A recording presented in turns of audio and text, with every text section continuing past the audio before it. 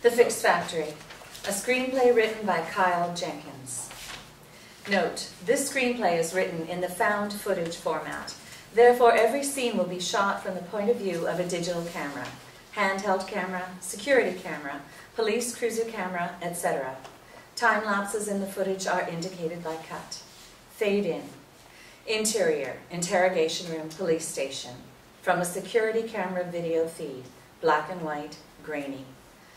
A cuffed prisoner is seated at a desk, holding and winning a staring contest with an exhausted detective sitting across from him.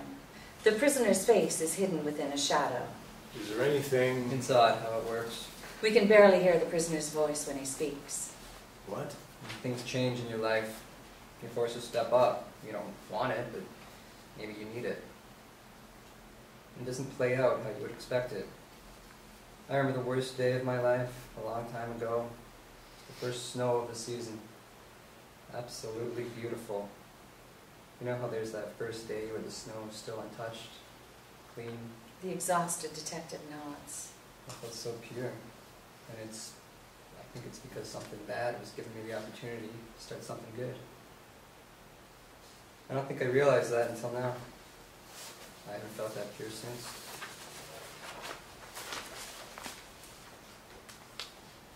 There are a lot of families I have to approach. I'm going to have to explain why their loved ones are dead, why they're never going to see them again. I'd like to be prepared to give them that why. Is there anything else you need to tell me? Anything you're holding back? I'm holding nothing back. The exhausted detective drops his pen on the table. I'd like to go back to my cell. 2 guards enter the room and stand the prisoner up. Wait. My family. They're away from you. Safe. Fade to darkness. Empty, bottomless blackness. Then the click of a camera turning on. We're inside an interior ER hospital recovery room morning. The camera lies sideways on what appears to be a meal tray attached to the bed, though today's grub is swallowed whole by a bright glare shining from off-screen. Lawrence's hand swings into frame, his bruised, swollen thumb incessantly clicking a call button. The clacking of heels, and a nurse walks into frame. Ah, you're awake. What can I do for you, sir? The blinds. Could you close them? She walks off-screen. Whoosh! The glare is wiped off the meal tray, revealing a plate of untouched, cold breakfast. You haven't eaten your food, sir. Lawrence's hand picks up a fork. He starts eating the food. Cut. Click. Lawrence's hand is extended in front of us, wielding a remote control and channel surfing the television. The nurse clears Lawrence's empty plate off the meal tray. Despite his current desire to maintain a low profile, founder and CEO of Click and Cure internet charity Stephen Allen. On the television. Quick clips of Stephen Allen, late 40s, exiting a corporate building and dodging a cattle of cameras herding his way. The channel quick cuts to old clips of Steve Allen speaking into a digital camera while drunk, coked out, and looking even thinner than the line he just snorted like a pro. Once a self-described hopeless addict, Stephen Allen's moment of clarity arrived in the form of a digital camera given to him in an unexpected act of charity. An amateur video of Stephen Allen speaking into his camera. Now he's clean-cut, clean-shaven, and, in every way, clean. A family member, someone close to me, once labeled me. They said, "Steve, you're a smoked cigarette." Steve zooms out to reveal his office at Click and Cure, complete with desk and pimped-out, shiny nameplate. It's Stephen. Brief amateur video clips of chronically ill patients detailing their medical diagnosis and requesting charity to fund their medical treatments flash across the screen. Then, a prime-time interview with Stephen appears on screen. What we do at Click and Cure is we provide a platform for chronically ill citizens, cancer, MS, mental illness, PTSD, Lyme disease, and the list goes on. We provide them with a platform to broadcast their condition via the web to the world.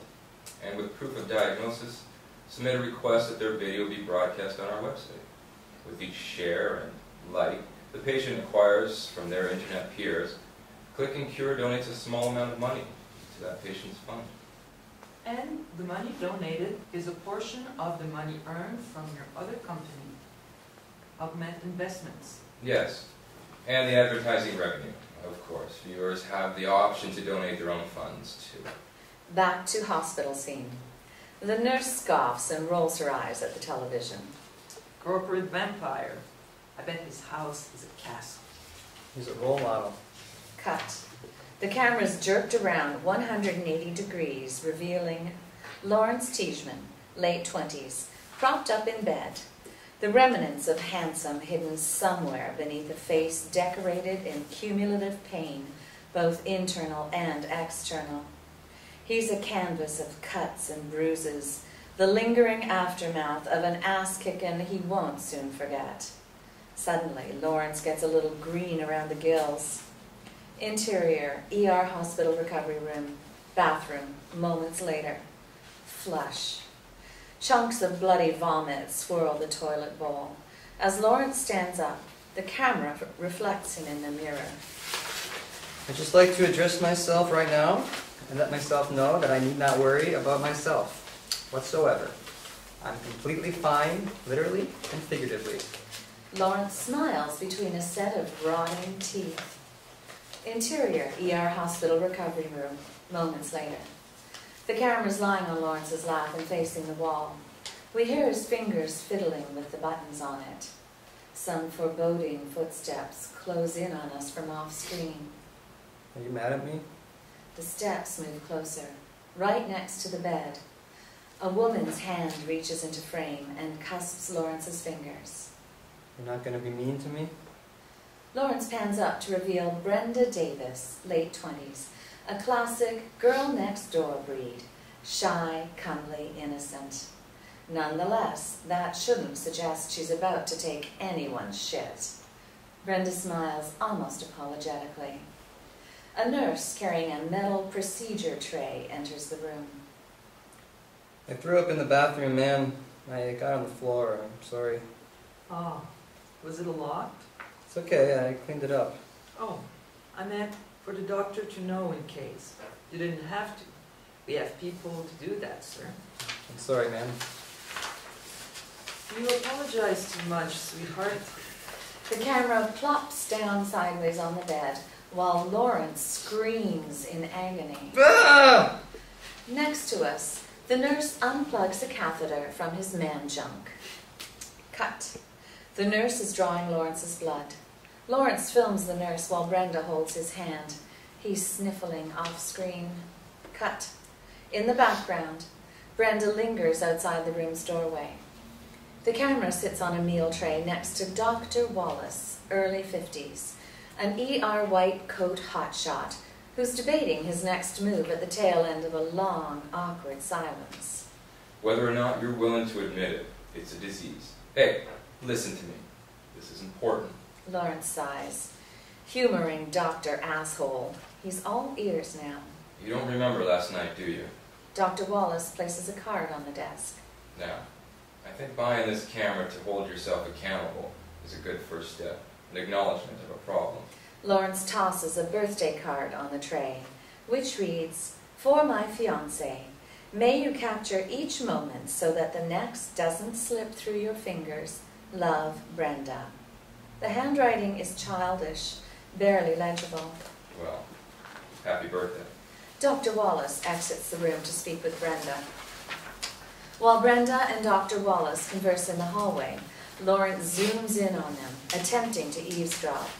Their touchy body karate speaks loud and clear. Brenda's a flirt. They re-enter the room and approach Lawrence. Thank you, Dr. Wallace. Brenda hugs Dr. Wallace and pecks him on the cheek. Larry? Lawrence's arm swings into frame. It's wrapped in a bandage. We vaccinated you for anything the bite may have transmitted. You can request additional tests if you like. Then Dr. Wallace sets a form on the food tray. You'll need to sign this, Larry. It's Lawrence. Lawrence picks up a pen and signs the form. His handwriting is childish, barely legible. Interior, Brenda's car, day. Lawrence films Brenda from the back seat. She's at the wheel, mute, stewing, pissed off.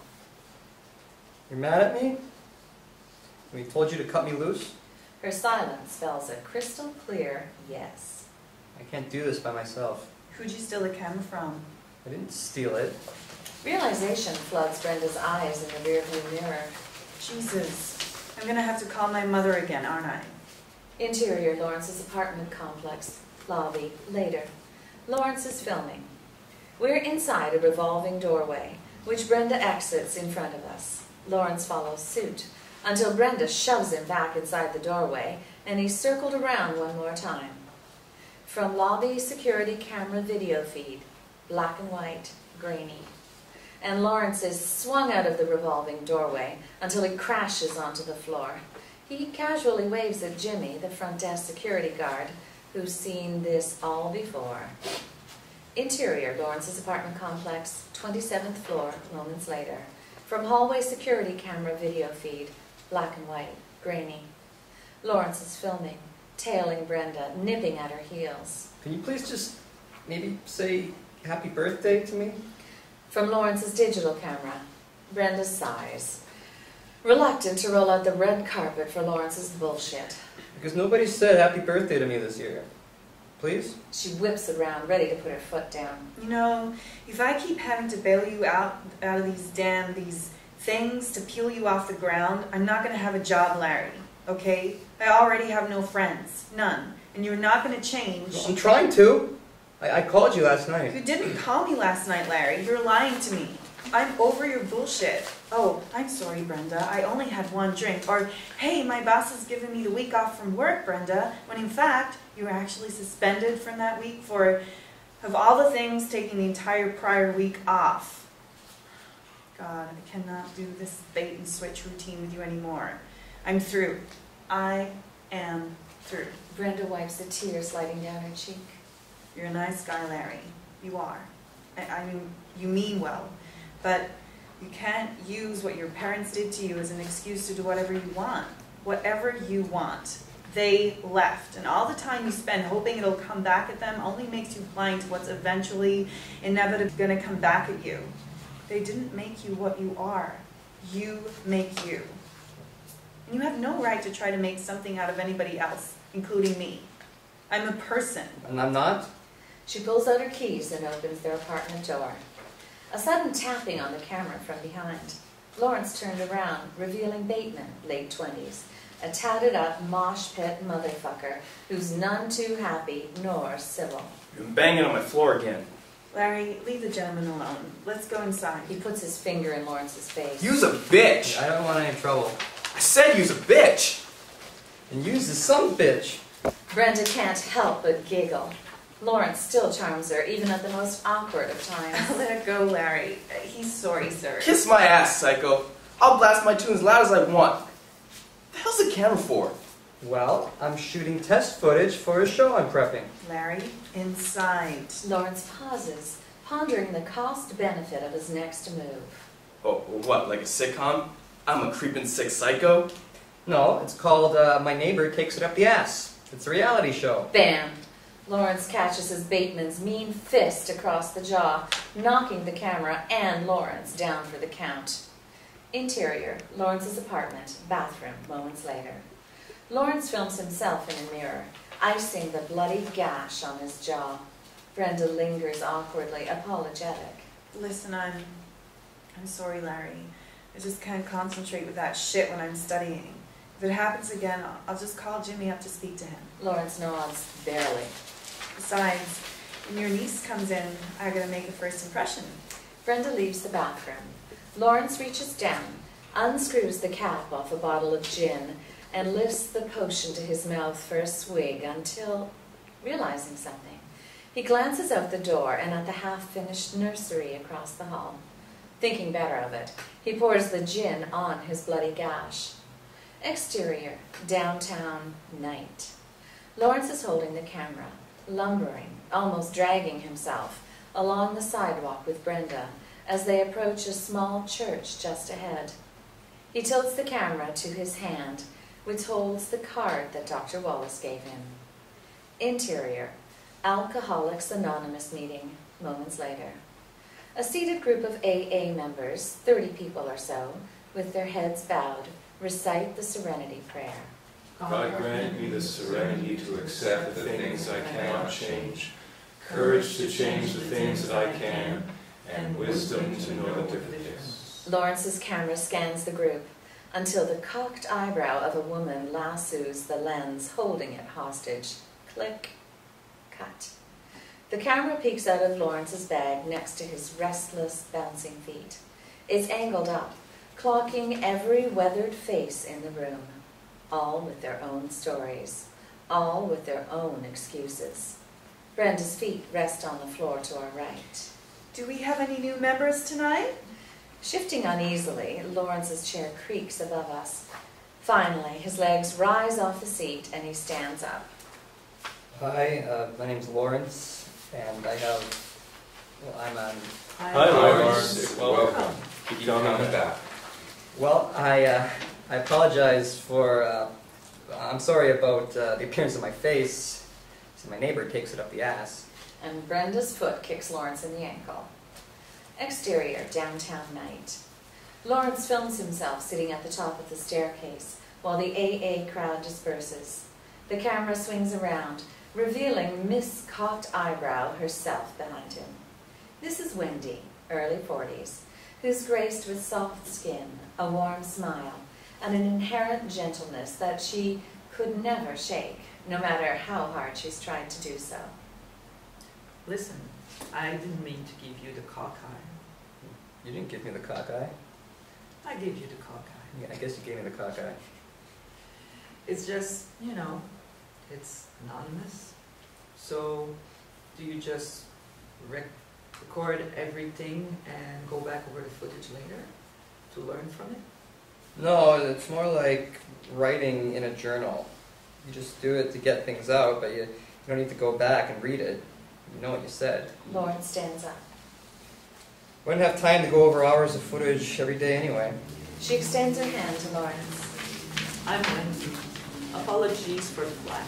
Lawrence's hand reaches into frame, shaking Wendy's. I'm Lawrence. Keep coming back. Oh, handsome and charming. Charming, yes. He turns the camera to his face, talking into it. Handsome, no. In disbelief, Lawrence glances off screen into the LCD display and back into the lens. His face is completely healed. No welt, no blood, no scar. Handsome? Yes. Interior grocery store night. Lawrence films while he's seated inside the shopping cart, like a toddler, as Wendy pushes it down the aisle.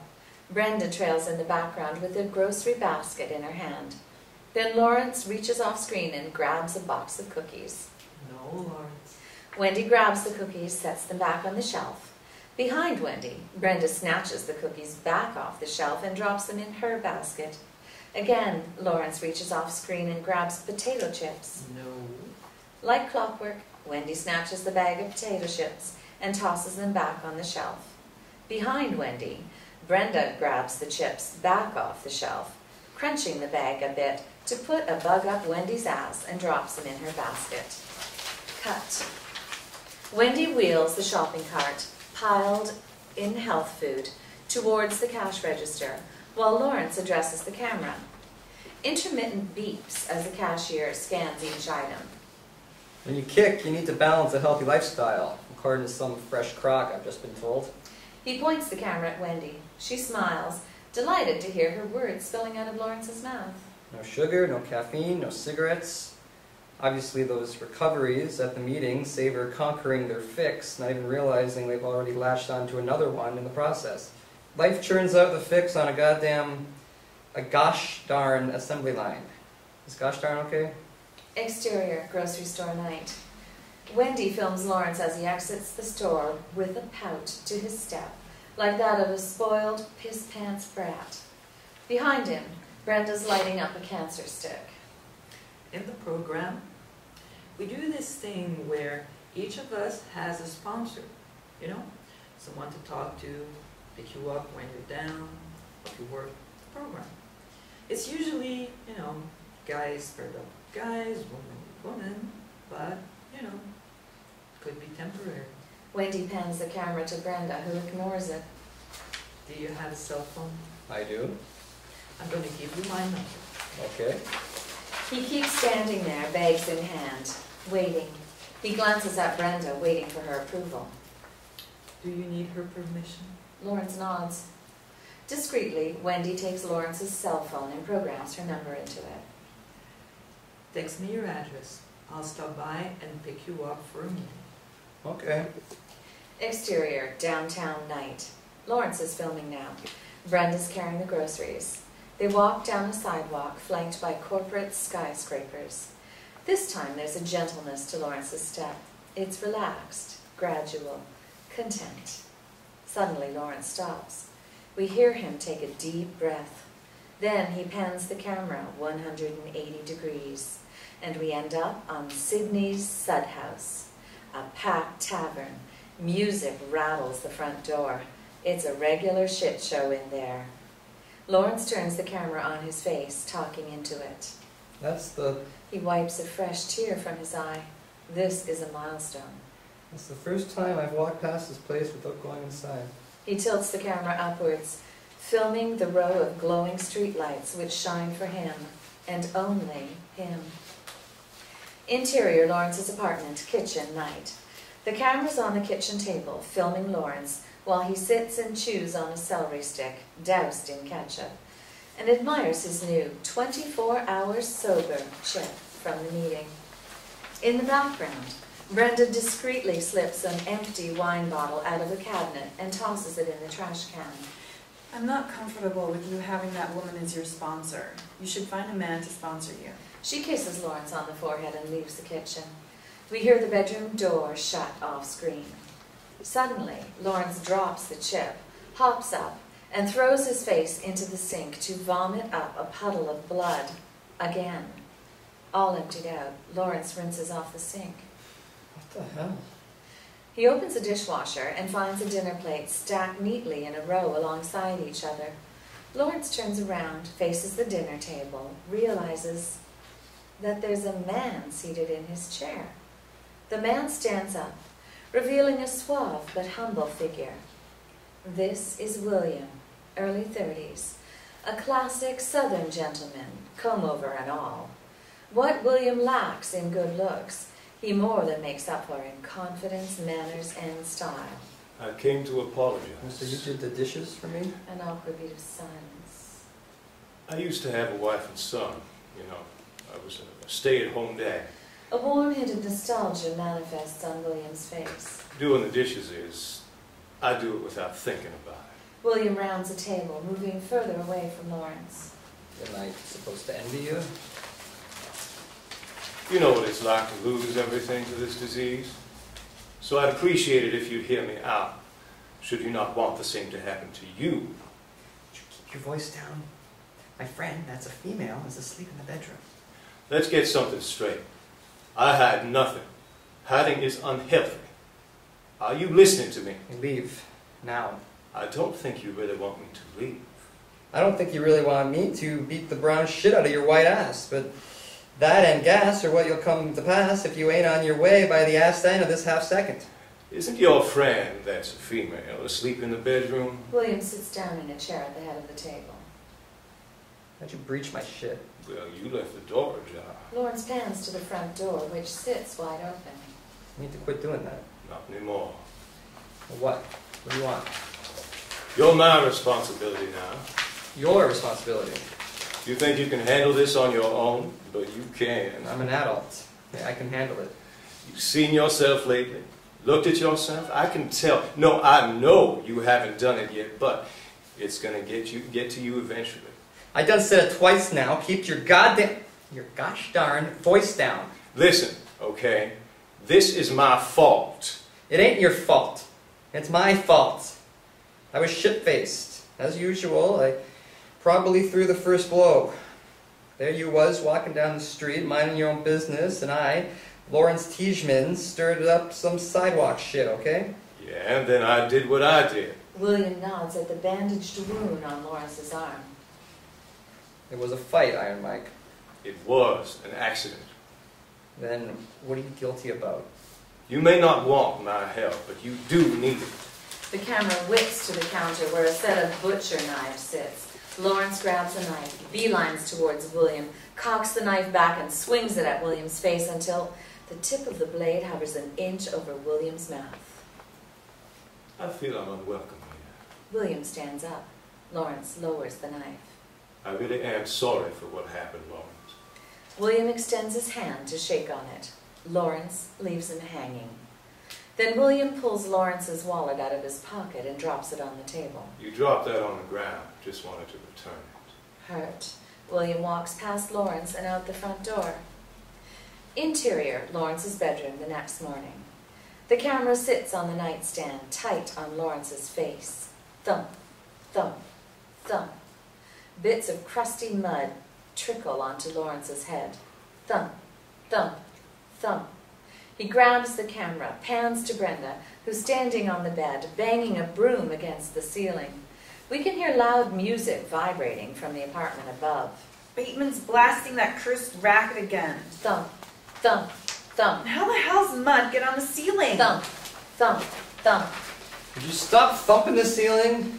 It's gonna thump my skull. She scoffs at Lawrence, gets off the bed, leaves the room. Confused, Lawrence wipes the mud off his face. He tilts the camera up, revealing a muddy boot print on the ceiling. The hell? Then Lawrence gets out of bed, walks into interior, Lawrence's bathroom, continuous, where he films himself in the mirror. Putting it politely, he looks like shit run over twice. Pale skin, swollen glands, feverish, restless tremors, etc. Interior, Lawrence's apartment, kitchen, moments later. Holding the camera, Lawrence walks into the kitchen where Brenda's mother, Beth Davis, late 50s, grills her little princess on the finer points of drawing a line in the sand. Meanwhile, Brenda's at the stove cooking Lawrence's breakfast, absorbing her mother's verbal jabs like a punching bag. Wow, there's got to be, his brother must be in a truly decadent situation to entrust his only child into this household. Lawrence lights up one of Brenda's cigarettes. He sits at the table, sets the camera down on it. Beth rifles through the pantry, tossing around all the junk food Brenda shovels down on a daily basis. Look at this, Brenda. Why do you do this to yourself? Brenda keeps cooking, taking all the shit without a fight. Beth, I think maybe you should take it easy on her. Beth does a double take, glares at Lawrence like, what the fuck? A joke. I'm trying to hold a serious talk with my daughter here, and you're making jokes. I'm not laughing, Beth. Neither is she. Look at him. His hands. He can't even keep them still. She's right. Lawrence's fingers are little wiggle worms. Then Beth grabs Brenda by the wrist. Hey, listen to me. You can't let him treat you like this. You know how I treat them? Because your father treated me the same way, which is why I am the way I am. You're a... Brenda raises a finger, about to offer Beth a peace of mind, but she thinks better of it. A bitch? Yes, I'm a bitch. But I'm a bitch to my daughter's advantage, because eventually I'll snap her self-respect out of its coma, and your lack of it out of its ass. After a few moments of silence, Beth calms down. She rests her hand on Brenda's shoulder, attempting to calm the waters. This doesn't have to be a cycle. On that note, the bitch about faces drops an envelope labeled rent on the kitchen table and leaves. Brenda sets a fresh plate of food on the table. She wipes a tear from her eye, grabs her purse and leaves. Lawrence picks up his plate and scrapes the food into the trash can. Interior, Lawrence's apartment, living room, afternoon. The camera sits on a coffee table in front of Lawrence. He sits on the couch. He's sweating, shaking, an utter mess. He shudders at the sudden knocking on the front door. Slowly, Lawrence picks up the camera, creeps to the front door and cracks it open. He peeks out into the hallway where a locksmith waits with his toolbox. Cut. The locksmith's just finished up the job. He leaves and shuts the door, revealing 3 new padlocks. Interior, Lawrence's apartment, bedroom later. The camera sits on the bed, filming Lawrence as he taps his feet on the floor repetitively, swallowed by a blank stare. The TV plays a static channel in the background. Interior, Lawrence's apartment, kitchen later. The camera shakes in Lawrence's hand as he sets it on the dinner table. A bag of groceries plops down in front of us. Cut. Lawrence films himself. We hear a faint sizzling off screen. I figure maybe if I cook something real, never cooked in my life, but if I cook real food, then maybe I'll want to eat something. I don't know. He pans the camera to the stove, where 3 separate pots boil a balanced meal for 2 alongside a cookbook. Lawrence turns the camera back on himself. If I don't want this stuff, the things I enjoy anymore, will I even want to be myself anymore? I'm really scared right now. Like, this is so far outside the realm of what a human being can handle. Instinctively, he wipes his eyes, but there are no tears. Can't even cry anymore. I don't know what I'm going to do. I have no idea. Cut. Using his laptop, Lawrence goes to Stephen Allen's Click and Cure website. He clicks on the Patient Request for Video Submission button, and a text box appears. The camera sits next to Lawrence, showing his email to Click and Cure as he types it. Dear Click and Cure, my name is Lawrence Tijman.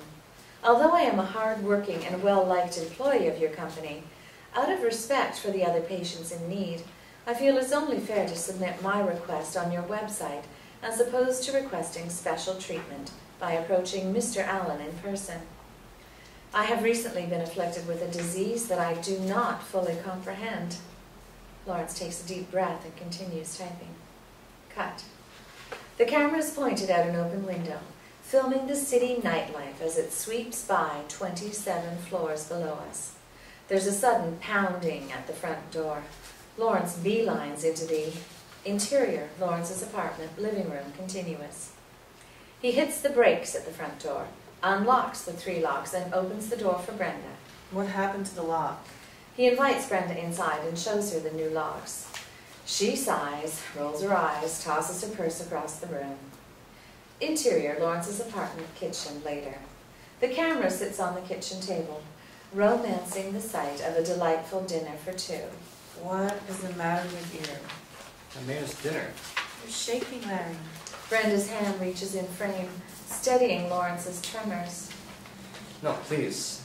I worked really hard on this. I want us to have a nice dinner.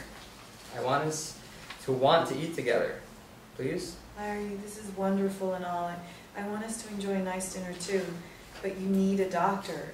Now. Unable to take it anymore, Lawrence snatches the camera and hightails it out of the kitchen. Where are you going? Interior, grimy bathroom, night, later. The camera rests on a sink. Lawrence splashes water on his face. Loud, thumping bass shudders the camera sideways until we fall off the sink. Lawrence's hand snags us up before we hit the floor. Lawrence lifts up the camera, filming a door covered in graffiti. He opens the door and walks into interior, Sydney's Sud House, continuous, where a wild crowd rages, dating, dancing, drinking. Lawrence weaves through the crowd, bumping the camera against every inebriated patron, cutting a rug until he ends up at the bar, much to the dismay of Felix, the bartender, mid-30s. Just a water, Felix. Please, I just want to talk. And I don't. Out. Lawrence pulls his cell phone out of his pocket. He answers a phone call from Nathan, his brother. Nathan? Yeah. No, I swear I'm not... Okay, yeah, I'm out right now. What? She's not coming now? Well, it's just... Brenda was looking forward to meeting her. You sure she can't... Click. Nathan's already hung up the call. Cut. Lawrence's hand runs along a line of liquor bottles. He's behind the bar now, checking the labels and fishing out the juice with the highest alcohol percentage. Really? You really pulling this shit, man? Lawrence tilts the camera up to Felix, who's throwing a stern finger at the exit. The bastard means business.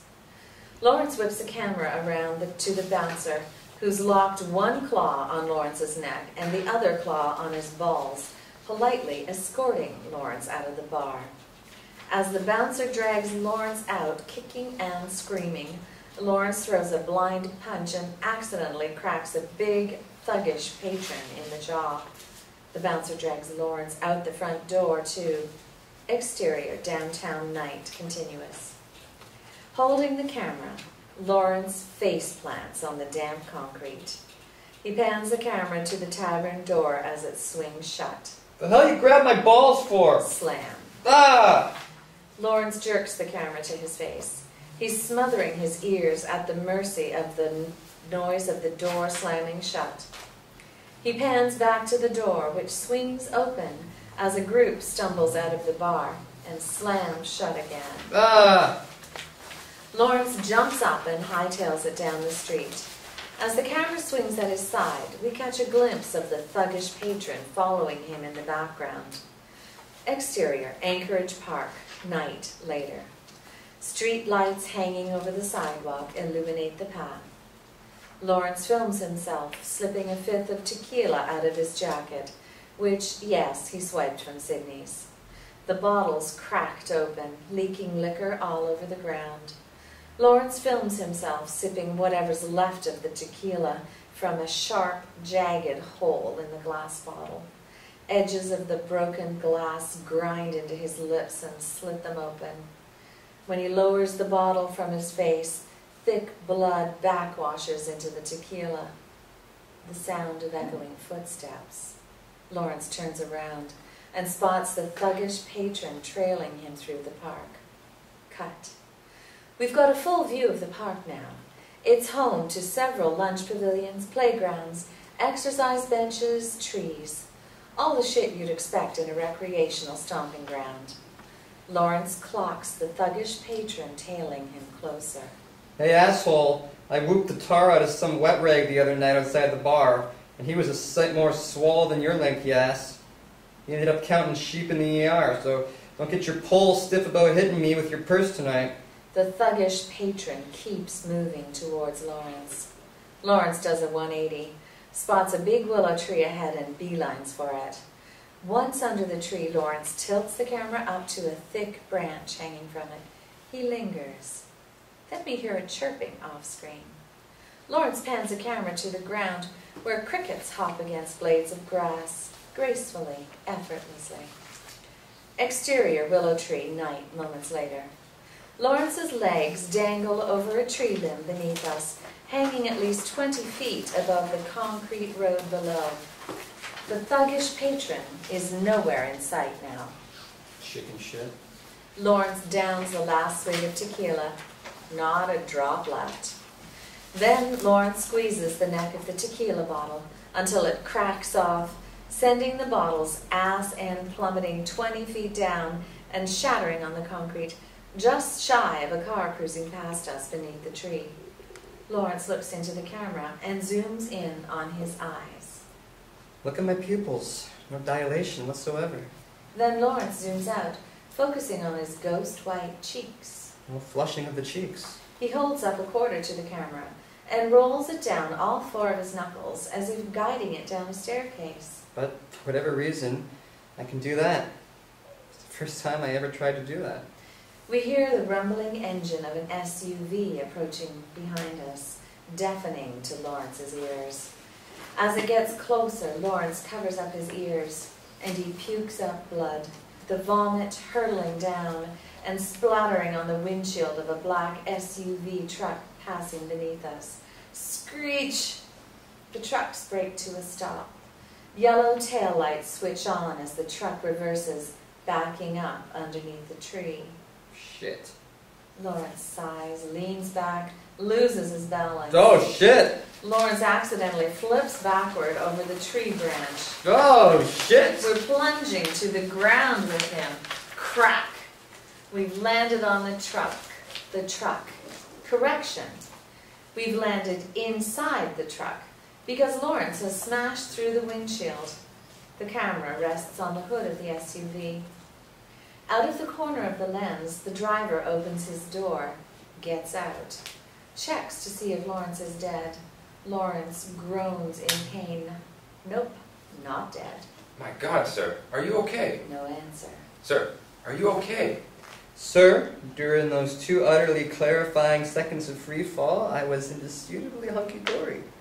That is until your goddamn shit-ass truck crashed my party, you dumb, cheating, no-good hillbilly son of a bitch. Slowly, Lawrence sits up.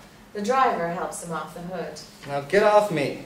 I'm sorry, are you okay? I'm gonna live, asshole. Quit reminding me. A little frightened now, the driver backs off. Well, I'm okay too. Oh shit. You know, I was worried there for a second, fella. Almost got my cell out and pinky pounded 911 when I clocked that punctured artery on your jerkin wrist there.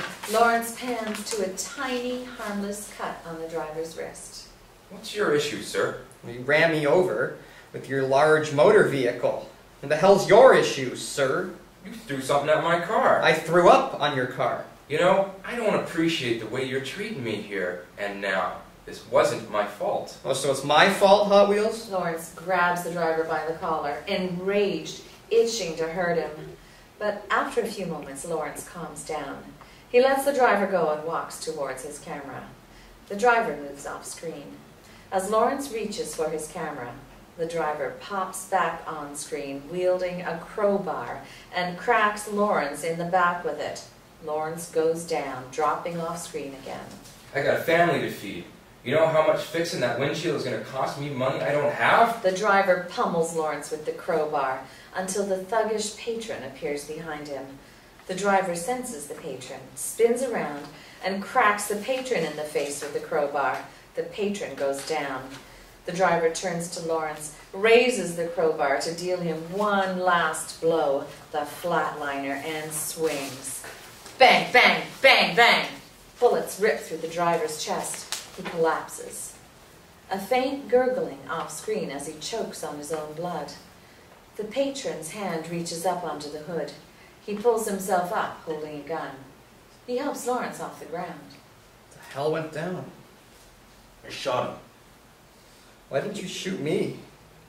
Why would I shoot you? You don't remember me? Silence. Lawrence has no idea who this guy is. At the bar? I hit you? Yeah, tonight. But no. I'm talking about the other night. The patron wipes blood off his cracked skull. You saved my life. That guy, the dressed up son of a bitch, I guess he was mugging me. He was so goddamn strong. He had me down. You jumped on him and knocked him what for? A beat while Lawrence tries to remember. William. I got up and he wouldn't stop hitting you. He wouldn't stop. He was gonna beat you to death.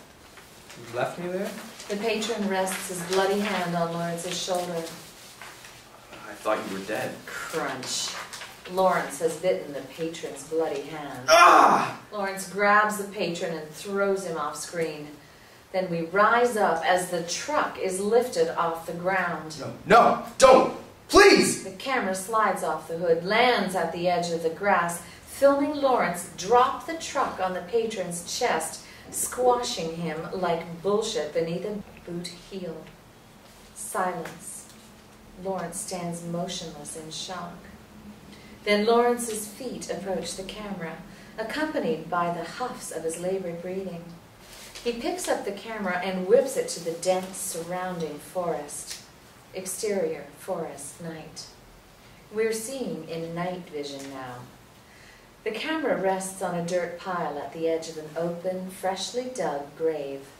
Just beyond the other side of the grave are the driver's corpse and the thuggish patron's corpse. Lawrence rolls them both into the grave. The corpses land with a thud.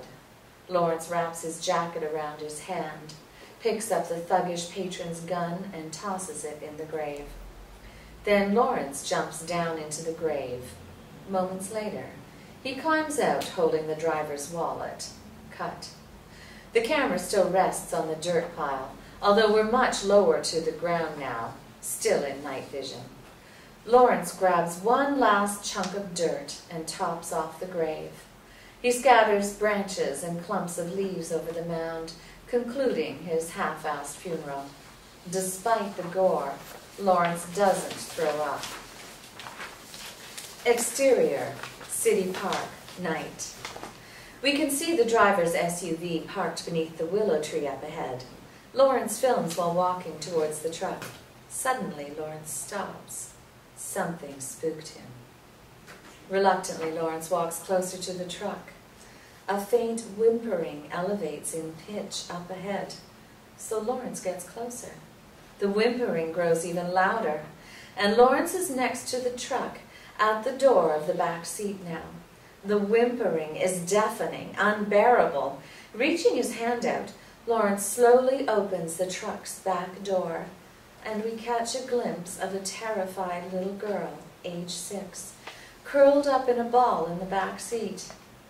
The camera drops to Lawrence's side, his index finger dangling over the lens. The girl's crying continues, certain to draw attention. In front of the lens, the nail of Lawrence's index finger slowly extends, narrows, sharpens, crash to black. Then moments later we cut to interior Lawrence's bedroom, afternoon. Click. The camera's been turned on. It's filming Lawrence in his bed, who's just woken up feeling right as rain. There's more color in his face, less grogginess, no tremors. Yet he stirs anxiously, reluctant to download the data of last night's blackout. The clock on the nightstand reads 3:37 p.m. Interior, Lawrence's apartment, kitchen, moments later. Lawrence enters the kitchen with his camera, notices a note on the microwave. The note reads, "Hangover food in the microwave. We need to talk when I get home tonight. Brenda." A plate of breakfast is in the microwave. He dumps it out. As Lawrence sets the dirty plate in the sink, his hand catches a ray of sunlight shining through the window. There's a sizzling noise. He jerks his hand away. Shit! Moments later, smoke rises from the flesh of Lawrence's hand. The sunlight's burnt away a layer of his skin. Interior, Lawrence's bedroom, moments later. The camera sits on Lawrence's desk as he wraps a bandage around his filleted hand. Then Lawrence grabs his laptop, plugs his camera into it, and watches something on the screen. His widening eyes and the chaotic audio can only mean he's witnessing the unholy, supernatural shit he pulled in the park last night. Cut. Lawrence grabs the camera off his desk, slips off one of his boots, films the mud crusted across the heel of it. He pans to the ceiling, zooms in on it, filming a pair of muddy boot prints tracked across it. Then Lawrence holds his right hand up in front of the lens. His fingernails are covered with white paint.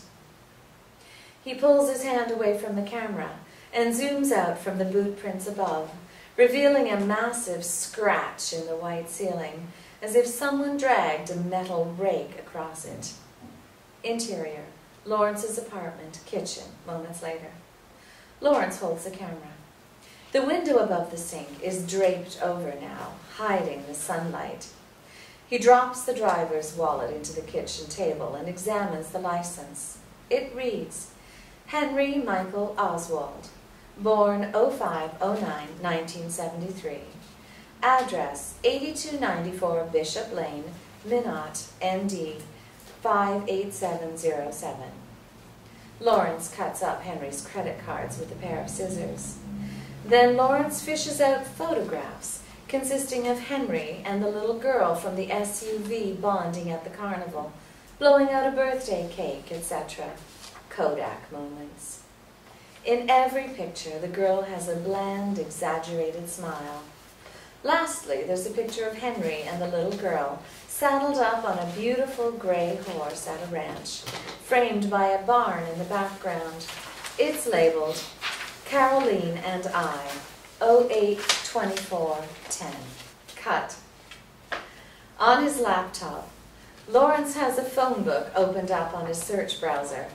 His hand scrolls down the name, home address, and phone number of Henry Michael Oswald.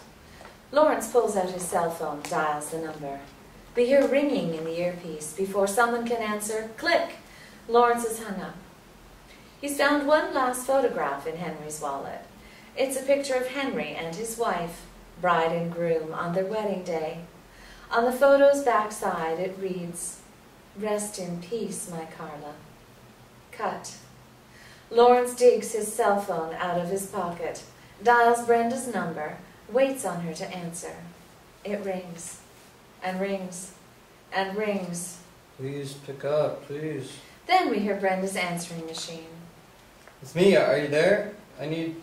Interior, Lawrence's apartment, living room, later. The camera sits on the edge of the couch, filming Lawrence as he paces back and forth in front of the nursery door. Back and forth, back and forth, back and forth. Interior, Lawrence's bedroom, later. The camera's on the bed, filming Lawrence as he prays silently. We can see the sunlight dwindling, retreating down the window drapes until it's swallowed by twilight. Slam. The front door's just been shut in the living room. Lawrence grabs the camera, leaves the room, and walks into interior, Lawrence's apartment, living room, continuous. Brenda's just walked through the door. She's unusually calm. Lawrence, come sit down with me. She sits on the couch. He plants himself next to her. We have to talk. What happened to your arms? The stove. It's just an accident. It's not that bad, see? He unwraps the bandage. The wound's nearly healed up. You should leave the cooking to me. Listen, I know you're leaving me. Wait, what? I'm not leaving you. Something catches Brenda's eye off screen. Footsteps approaching us from the hallway. I thought your brother said she wasn't coming now. Yesterday, he thought he'd gotten out of it. Turns out he didn't. Lawrence pans the camera to the hallway, where Carleen, the little girl from the SUV, peeks out from behind a corner. This is your niece? A sudden knocking off screen at the front door. Jesus, what now? Holding the camera, Lawrence walks to the door and opens it to find William doing exactly what he told him not to do. I done told you not to come back. Who's this? Brenda steps into frame, clocking William. This is... William. William steps inside, bumping into Lawrence. He's... Vibrating, Lawrence checks his cell phone. There's an incoming call from Wendy. He ignores it. He's my sponsor. William is my sponsor. At the meetings. I thought that woman... Well, we ran into each other the night of his birthday. You knew it was my birthday? William nods. Brenda, is it? Yes, pleased to meet you. Your appearance is unimpressive. Excuse me? William approaches Brenda, braiding her get-up. Your expanding figure appears to wrap around your jeans rather than vice versa. You've mistaken that blouse for postmodern when it's actually pre-pathetic. Your brassiere overestimates the size of your breasts, and the ass end of your hair follicles split in half like dry He twigs. stops almost nose to nose with Brenda, in her face. Your collage of casualness is, all in all, tasteless on its best day. A beat. Who the hell does this asshole think he is? My alleged shortcomings don't make me a person you're fit to judge. Indeed they don't, nor do my sponsees. Therefore, I won't hear of any more harsh judgments of my ill friend here. Yes? Put firmly in her place, Brenda nods in agreement. William's eyes drift off screen. He spotted something, Who is this little princess? pointing at Carleen. Interior, Lawrence's apartment kitchen moments later. Lawrence films while whispering with Brenda. In the background, we see William conducting a magic show for Carleen, charming the emotional distance right out of her. You gonna put that camera down? Then Lawrence approaches William and sets the camera down on the kitchen table. While Lawrence and Brenda share a grown-up chat off-screen, William takes out the wallet that he swiped from Lawrence's pocket, Henry Oswald's wallet. William slips a photo of Henry, Carla, and Carleen out of Henry's wallet. Then William slips a photograph of himself out of his own wallet. He folds Henry out of the first picture and connects the photograph of himself to the photo of Carleen and Carla, as if they took the picture together. As William hoped, they're the billboard of a happy family.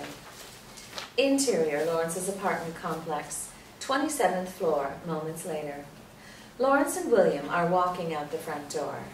Like I said, she doesn't talk. I think she has a mute. Emotional thing. Just take it easy with her. Brenda nods. She shuts the door behind Lawrence. Exterior, downtown night later. Lawrence holds the camera, filming while he and William walk along the sidewalk in the business district. William walks with a heavy step, pissed off. He's holding a baseball bat. He throws Henry's wallet at Lawrence, who catches it. The man was protecting his child. You murdered him, and you took the kid. I didn't know she was there, and I didn't kill him. I killed somebody else. Oh, well, pardon me all the hell. You can drop her off at the orphanage. William hops onto a car's trunk, walks up the rear windshield and onto the roof. Smash! William's just Mark McGuired the shit out of the car's windshield. In the background, curious pedestrians linger to observe the mayhem. Would you stop breaking stuff? A beat. William simmers down, pumps the brakes. You need to let me help you. I'm an adult and I can handle this. I'm not your responsibility. You are my responsibility, and now she's your responsibility. I don't even remember doing what I did. How can I be responsible for something I had no control over doing? You've never had control. Lawrence stops. Are we talking about the same thing here? And she's not a responsibility. She's a 6-year-old human being. Her name's Carleen. I still don't understand how we can be seen on camera. That's near us. The camera's just a myth. We can't see in the dark. There's no issues with crosses, only holy water, garlic, any of that nonsense. Now quit stalling and say her name. Carleen, happy? William hops off the car and lands on the sidewalk. You made her. Now she's your responsibility. Just like I made you, and you're my responsibility. You really think I'm the kind of adult figure she should be taking cues from? And I didn't do anything to her anyway. You think what she saw you do isn't going to make something out of her? With the bat, William points at a store window next to him. That's a pretty window, no? Don't. And William launches the bat into the window, shattering it to shit. It's in 1,000 pieces now. An alarm blares. Look at all the pieces! Put it back together! The camera drops to the ground, filming Lawrence as he smothers his ears, fleshy victims of the blaring buzz. Things a bit louder these days, yeah? Finally, Lawrence mans up and grabs the camera. I can't control this. Do you even have the money to provide for a family? Where are we going, William? William nods at a corporate skyscraper down the road. To get a drink. Exterior, downtown alleyway night. The camera sits on a dumpster, filming Lawrence and William. But why Mr. Allen? He's always been okay to me. You? The man just laid off a huge chunk of hard-working people because apparently the charity couldn't afford to pay their salaries and donate enough money to the patients at the same time. Bullshit. He just wants more money. Man's got a wife and kid. Who will be worth untold amounts of money and more than capable of caring for themselves after the world is rid of that bloodsucker. Lawrence's cell phone vibrates off screen. He takes it out and reads an incoming email from Click and Cure. The email reads, Dear Mr. Tijman, you are a valued employee of the Click and Cure family, and although I spoke to Mr. Allen personally, he advised that we cannot offer you preferred treatment. Therefore, I regret to inform you that we cannot aid you in your journey to wellness without a proven medical diagnosis. Lawrence clenches the phone in his hand, almost crushes it. Fine. I'll do it. How do I do this? You'll do it. I'm not an actor. I can't just turn it on and off. Yes, you can. We just need to find your trigger. Yeah? And what's that? William mulls it over. Gets an idea. That girl's father. You've never physically harmed anyone before that. Not in your right mind, that is. No. So it's not in your nature to hurt somebody unless you're provoked. I'm clean out of my past nature. Bam! William slugged Lawrence in the gut. Down on his knees, choking. What the hell's your... Crack! Williams cold clocked Lawrence in the jaw. Jesus! Suddenly, Lawrence curls up on the pavement in agony of the cracks and snaps that we hear while his bone structure rearranges itself. Christ! This hurts. Does it always hurt this much? Exterior, corporate skyscraper night. Lawrence is filming. Slowly, he tilts the camera downward, revealing that we're 43 stories off the ground, climbing up the side of the towering skyscraper. You hanging in there? Lawrence pans to William, who's climbing next to him. William looks no different than he did before. He looks human. No, I'm hanging off the side of a 50-story building. Carefully, William keeps climbing higher, one hand after the other. Lawrence follows suit. I work here. What if they see me? You're wearing a ski mask. How are they going to see you? Well, why aren't you wearing one? What the hell's going to happen if they see us? Call the cops? Tell them, oh, hello, officer. Listen, there are two creatures of the night climbing up the side of my skyscraper, and they look like they mean business. Oddly enough, Lawrence sees William's point. Suddenly, William stops climbing, gazes into a window. Lawrence turns the camera, now filming an office through the window. Inside, Steve Allen makes a keyboard his bitch, typing up a storm on his laptop. Stephen's secretary, female, early 40s, enters to say goodnight. She throws her purse over her shoulder and leaves. I got him, you got her. What? No. I got him, you can't have him. I can't hurt that woman. Lawrence tilts the camera downward where William's already crawling along the building, window to window, stalking Stephen as he moves into the next room. Lawrence pans the camera to his face for a moment. Hey, I can't let you do this. Then pans back to William, who's thrusting both feet into a window, shattering it, and launching himself inside the office. Frozen in place, Lawrence hangs off the side of the building while we hear William's methods of mayhem play out off-screen. Suddenly, a desk smashes through the window beneath Lawrence's feet, plummeting 47 stories to the ground. Manning up, Lawrence crawls down and drops inside. Interior, corporate skyscraper, 47th floor office continuous. The power's been cut. The office remains dimly lit by the glow of a building next door. In the background, we hear William slam Stephen against the wall of a cubicle. Stephen can't see Lawrence or his secretary from the cubicle. Slowly, Lawrence walks forward through the work cubicles. From the office security camera video feed, black and white, grainy. In the top right corner, we can see William strangling Stephen inside a cubicle, whooping the tar out of him.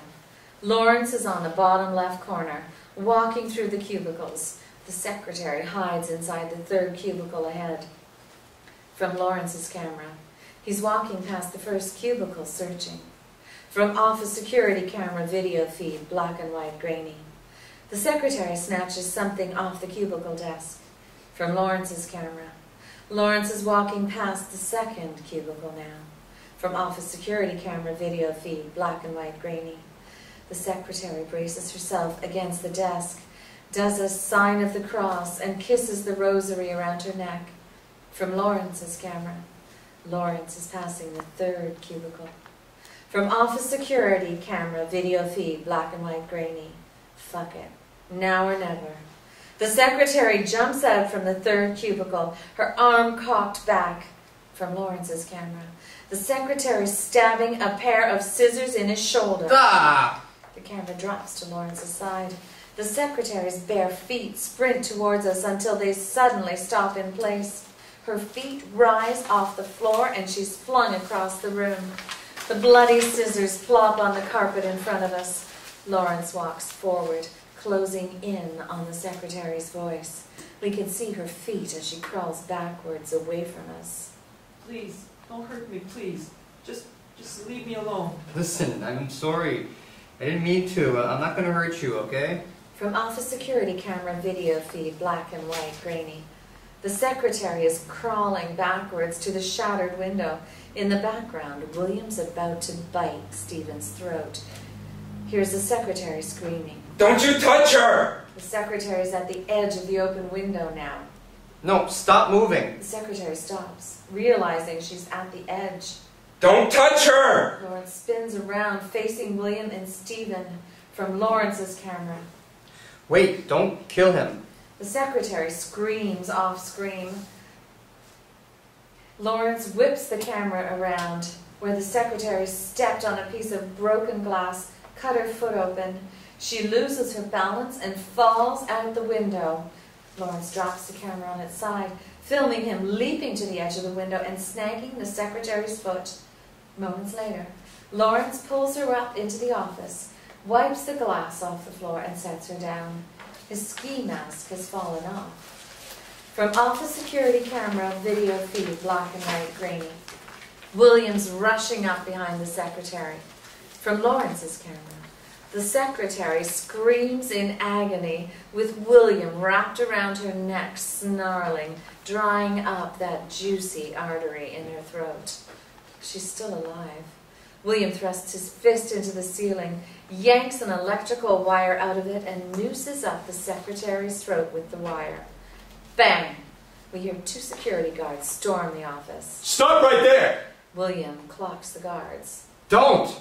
But William's already thrown the secretary out the window. She dangles just over the edge, strangled by the wire. From office security camera video feed, black and white grainy. Then William grabs Lawrence and drags him towards the open window. Quickly, Lawrence grabs his camera and they leap out the window. Jesus, what the hell? Exterior, corporate skyscraper, night, continuous. From Lawrence's camera. Against the howling wind, Lawrence sprints down the side of the building, floor to floor, as the ground sucks us in closer. The windows fly by beneath us at unbelievable speed, as if they're the running belt of a treadmill.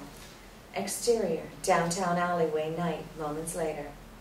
Lawrence holds the camera, waiting in the alley, and William rounds the corner, hauling ass towards Lawrence. The hell took you so long? Fleeing the shitstorm of police sirens closing in, Lawrence and William beeline towards a 15-foot-high brick wall. Like a grasshopper, William leaps up and over the brick wall. Bullets whiz past us, drilling holes in the bricks ahead. Lawrence hauls ass towards the wall, picking up speed. And then we're lifted off the pavement as Lawrence lunges up and over the brick wall. But Lawrence's legs clip the summit and he flips over it, plummeting straight down into the dumpster below. Exterior, downtown alleyway, night, moments later. Trash bags are tossed aside and thrown off us as William grabs Lawrence's arm and yanks him out of the dumpster. You see that? Ain't no goddamn way. Exterior, rundown apartment building, night, moments later. The camera is strapped around Lawrence's shoulder, dangling almost 50 feet off the ground as he climbs up a drainage pipe running down the side of the building. Suddenly, Lawrence's feet fling us up and onto the exterior, rundown apartment building roof, night, continuous. Where Lawrence finds William slumped against the door of a stairwell access and, of all things, hiding. A computer hard drive burns in a small fire at William's feet. Lawrence walks towards William and sits down next to him. Listen, I don't want to hear about how this is my fault. It is your fault. Maybe I'm responsible for what you've become, but I'm not responsible for what you make of it. Let me ask you, why'd you take your time looking for the secretary? Lawrence doesn't answer. You think you're not a monster? You know, if my wife's boss hadn't kept her at work so late, her and my daughter, they were still out that night. That one night, that one single night, if they hadn't been out, once it took me, I would have done it. Don't think you're any different. Lawrence catches William's drift. I'm not leaving them. If you care about them, if you take responsibility, tomorrow morning you'll wake up, hug them both tight, tighter than they've ever been hugged. And you'll walk outside and enjoy one last sunrise. Interior, Lawrence's apartment, living room later. Quietly, Lawrence shuts the front door behind him. Brenda sprawled out on the couch with her phone, hanging up on someone who's clearly chapped her ass. A pile of shopping bags sits on the floor, clothes, etc. Lawrence sits next to Brenda. You're not going to ask what the stuff I got into tonight? To his surprise, she doesn't ask. Where's Carlene? I put her to bed. I see you all went shopping. For her. Everything go all right? You know, she wouldn't sleep in the bed, not at first. She tried to curl up in the closet. Inside the closet, Lawrence. You called me Lawrence. Maybe they're making progress. He holds Brenda's hand. It doesn't... I just didn't think she'd actually be better off with you, of all people. Offended, Lawrence lets go of her hand. Is that what you think of me? Lawrence sets the camera down on the coffee table. Brenda looks a bit apologetic, but she doesn't apologize. I've been thinking about it. I want to help you with this. It took some convincing, some serious, distressful convincing on my part, but my boss is willing to let me take time off work for a family emergency. Family? Yeah, family. Interior, Lawrence's apartment, kitchen later. The camera sits on the dinner table. Lawrence's arms are reached out around us, adjusting the LCD display screen. Lawrence is shaky, anxious, fumbling the buttons. We hear the bedroom shower running in the background. Looking back and forth between the camera lens and the LCD screen, Lawrence grits his teeth and shows them off to the camera, checking to see if he's sprouted fresh fangs. By the grace of God, he hasn't. But even though his teeth aren't fangs, they sure as shit look a sight better than the rotten nubs that used to dangle from his gums. Lawrence shifts left and realizes that Carlene's standing behind him, mimicking his behavior by checking for fangs in her own mouth. He can't help but grin. She's adorable. Lawrence raises his forearm over his nose to cover the bottom half of his face, like Dracula. Again, Carlene mimics him. Finally, Lawrence widens his eyes, hisses from his mouth, and clenches his fingers as if they were claws while looking into the camera lens. Like clockwork, Carlene mimics Lawrence again. She's enjoying this. Actually, they both are. No, we're not monsters. Are we? Exterior, corporate skyscraper night. This is the same building Lawrence attacked Stephen Allen at. Lawrence is holding the camera, walking toward the skyscraper, talking into the lens. My first day back at work. He scans his job attire, a security guard uniform. My first day providing for my family. Lawrence turns the camera around as he walks through a rotating door, entering. Interior corporate skyscraper lobby, continuous. From security camera video feed, black and white, grainy. Lawrence slips out of the rotating doorway, camera in hand. He walks towards the reception desk. From Lawrence's camera, where another security guard, Alex Jessup, early 20s, kicks back, sipping coffee, reading a magazine, and doing whatever the hell else a security guard does to pass the time. Hey, he's back! How you feeling, man? What's with the camera? Taking a page of the boss's book? Yes, he is back and does feel splendid. And he is personally documenting his own recovery, as did the boss. Say hi to the masses. Alex sticks out his hand, waves a middle finger at the camera. Interior, break room night. The camera sits on a table and films Alex sitting across from Lawrence. Alex has his lunchbox in front of him. I'm not telling you again, cut this shit out. Cut what out? I don't understand this. Whatever the hell's going on with you, I don't like it. I like routine, and routine stipulates that when I'm dropping my drawers and a deuce in the commode, you're stealing my chicken parm hoagie, sour cream and onion chips, and fresh cold pop for your own healthy nourishment. Alex dumps out the contents of his lunchbox on the table. A sub, a bag of chips, and a soda. All still there. So, you're throwing a hissy fit because I'm taking care of myself now? You're being selfish. My girl wants me on a diet, but she refuses to help me with it. I need you to eat my shit, man. I can't control myself. Interior, corporate skyscraper, 47th floor hallway night. Lawrence and Alex walk down the hallway doing their rounds. You know, I'd 86 the camera right now, man. Even though the boss may dig it, the rest of the management won't improve. They'll pry that manhole in your backyard open, pour a jar of honey in it, and drop a beehive in there to pollinate your poop hole. From hallway security camera video feed, black and white, grainy. Lawrence and Alex are near the end of the hallway now. From Lawrence's camera. Not that I don't approve. I do approve. God damn it, I approve, okay? I had me one of them handhelds a little over, I guess it was a year back. Made me a sex tape. Bull sugar. All I'll say is it involves some Tabasco sauce, a mannequin hand, and a light bulb. That's unsettling, Alex. And Chen actually went for that? No, she didn't. Well, it wouldn't be the first indiscretion either one of you had. I didn't cheat on her. But you made a sex tape. Yeah, with myself. They stop at the end of the hallway, next to an office covered in clear tarp. This is where the attack happened. Lawrence peels the tarp away, gazing inside. Interior, corporate skyscraper, 47th floor office, continuous. From office security camera video feed, black and white, grainy. We see Lawrence peek his head in there through the tarp, clocking the mayhem he and William left in their wake. Interior, corporate skyscraper, 47th floor hallway, continuous. From hallway security camera video feed, black and white, grainy.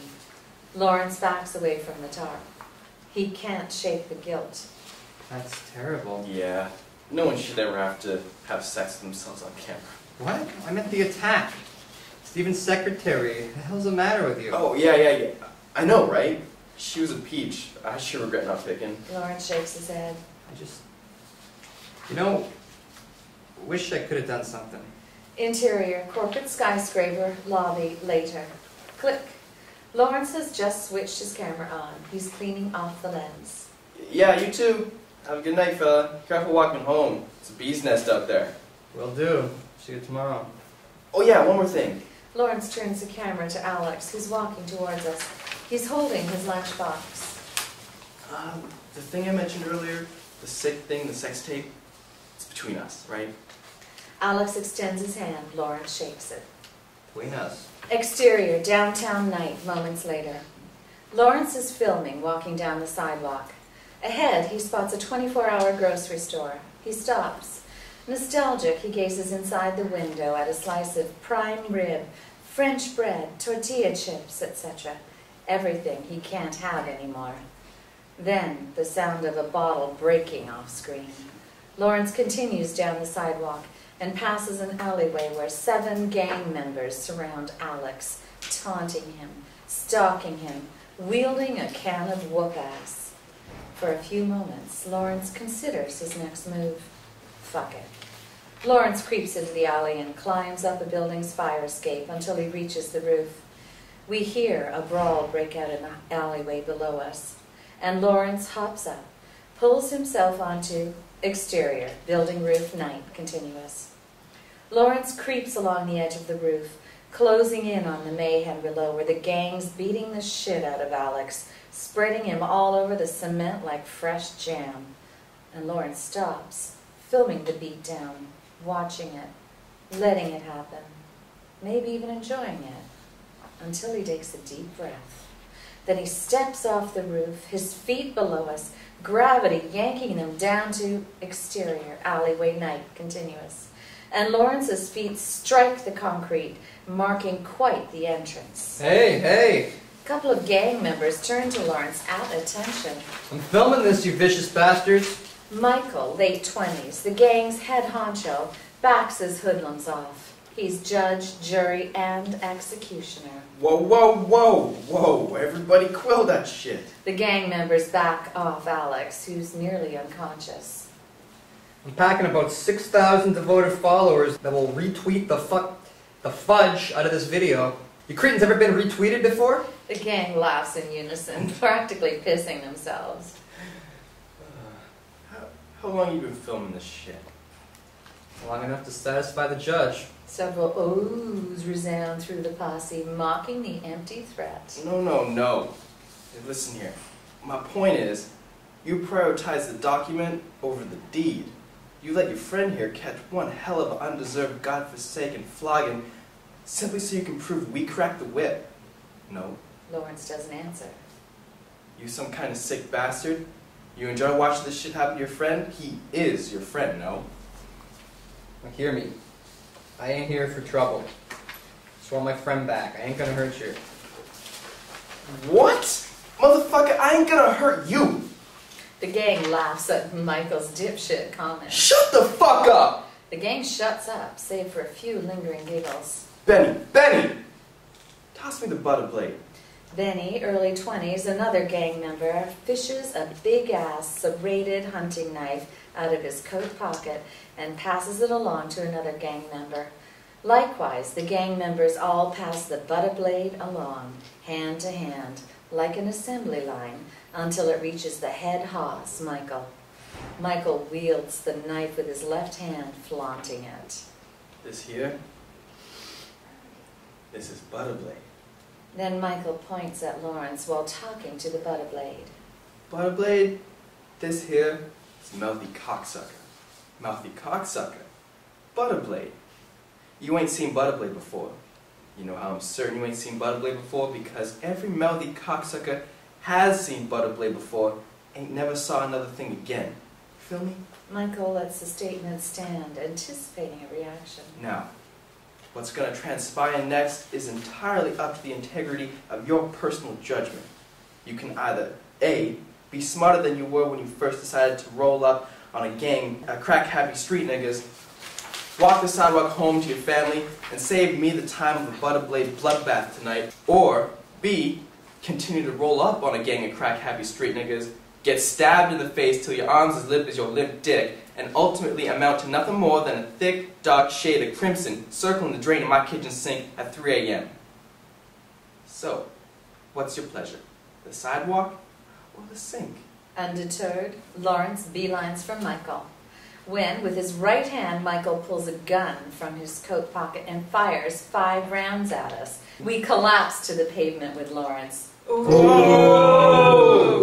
Coming to, Lawrence tilts the camera forward, revealing 5 bullet holes in his chest. In the background, Michael grabs Alex's lunchbox off the ground. He takes out a sandwich and uses butter blade to slice the sandwich in half. He even cuts off the crusts. Michael starts eating the sandwich, enjoys it. Slowly, Lawrence gets up. The fuck? Lawrence is on his feet, beelining for Michael again, and Lawrence tosses the camera to Michael, who catches it just in time for us to get a quick shot of Lawrence, face swollen, claws extended, fangs sharpened, tackling Michael, swiping the blade from Michael's hands and stabbing him in the face with it, honoring its legacy of being the last thing a mouthy cocksucker will ever see. As several pairs of gang members' feet sprint past us and out of the alley, we hear Lawrence making a manwich out of Michael's corpse off-screen, eating it right up. Cut. With blood all over his face, Lawrence grabs the camera and pans it over to Michael's mutilated corpse. Lawrence searches Michael's jacket, finds a bag of cocaine. After mulling it over for a minute, Lawrence pockets it. Then Lawrence turns the camera to Alex, who's crawling away from us, terrified. As Lawrence closes in on him, Alex backs into a wall, nowhere to go. Lawrence extends his hand to Alex, who shudders in fear. Between us, right? After a moment, Alex reluctantly extends his hand to Lawrence, hoping to Christ he'll get it back. Interior, Lawrence's apartment, living room later. Quietly, Lawrence shuts the door behind him. The living room's empty. Kitchen's empty. Not a creature is stirring, not even a mouse. Lawrence walks into the hallway, gently opens the nursery door, finding Brenda and Carlene tucked in bed. As Lawrence pulls the door shut, he pulls out his cell phone and dials William's number. William, it's me. I thought I should tell you I did it. Tonight, this guy downtown, this one guy, a parasite. He was mugging my friend. He was a bad guy, a bad person. Yeah, I'm feeling better. I wanted you to know I kept control. I wanted more, but I kept control. Are you proud of me? Then Lawrence realizes the blood on his hands has smeared all over the nursery door knob. He hangs up the phone. Lawrence scrubs the blood off the doorknob with a damp rag. Then he unbuttons his shirt. The bullet wounds in his chest are nearly healed up. It's almost like nothing ever happened. Smash cut to blackness. Moments later, an intermittent beeping noise off screen. Then we open inside of an interior. ER hospital recovery room, morning. The beep is that of a heart monitor in front of us.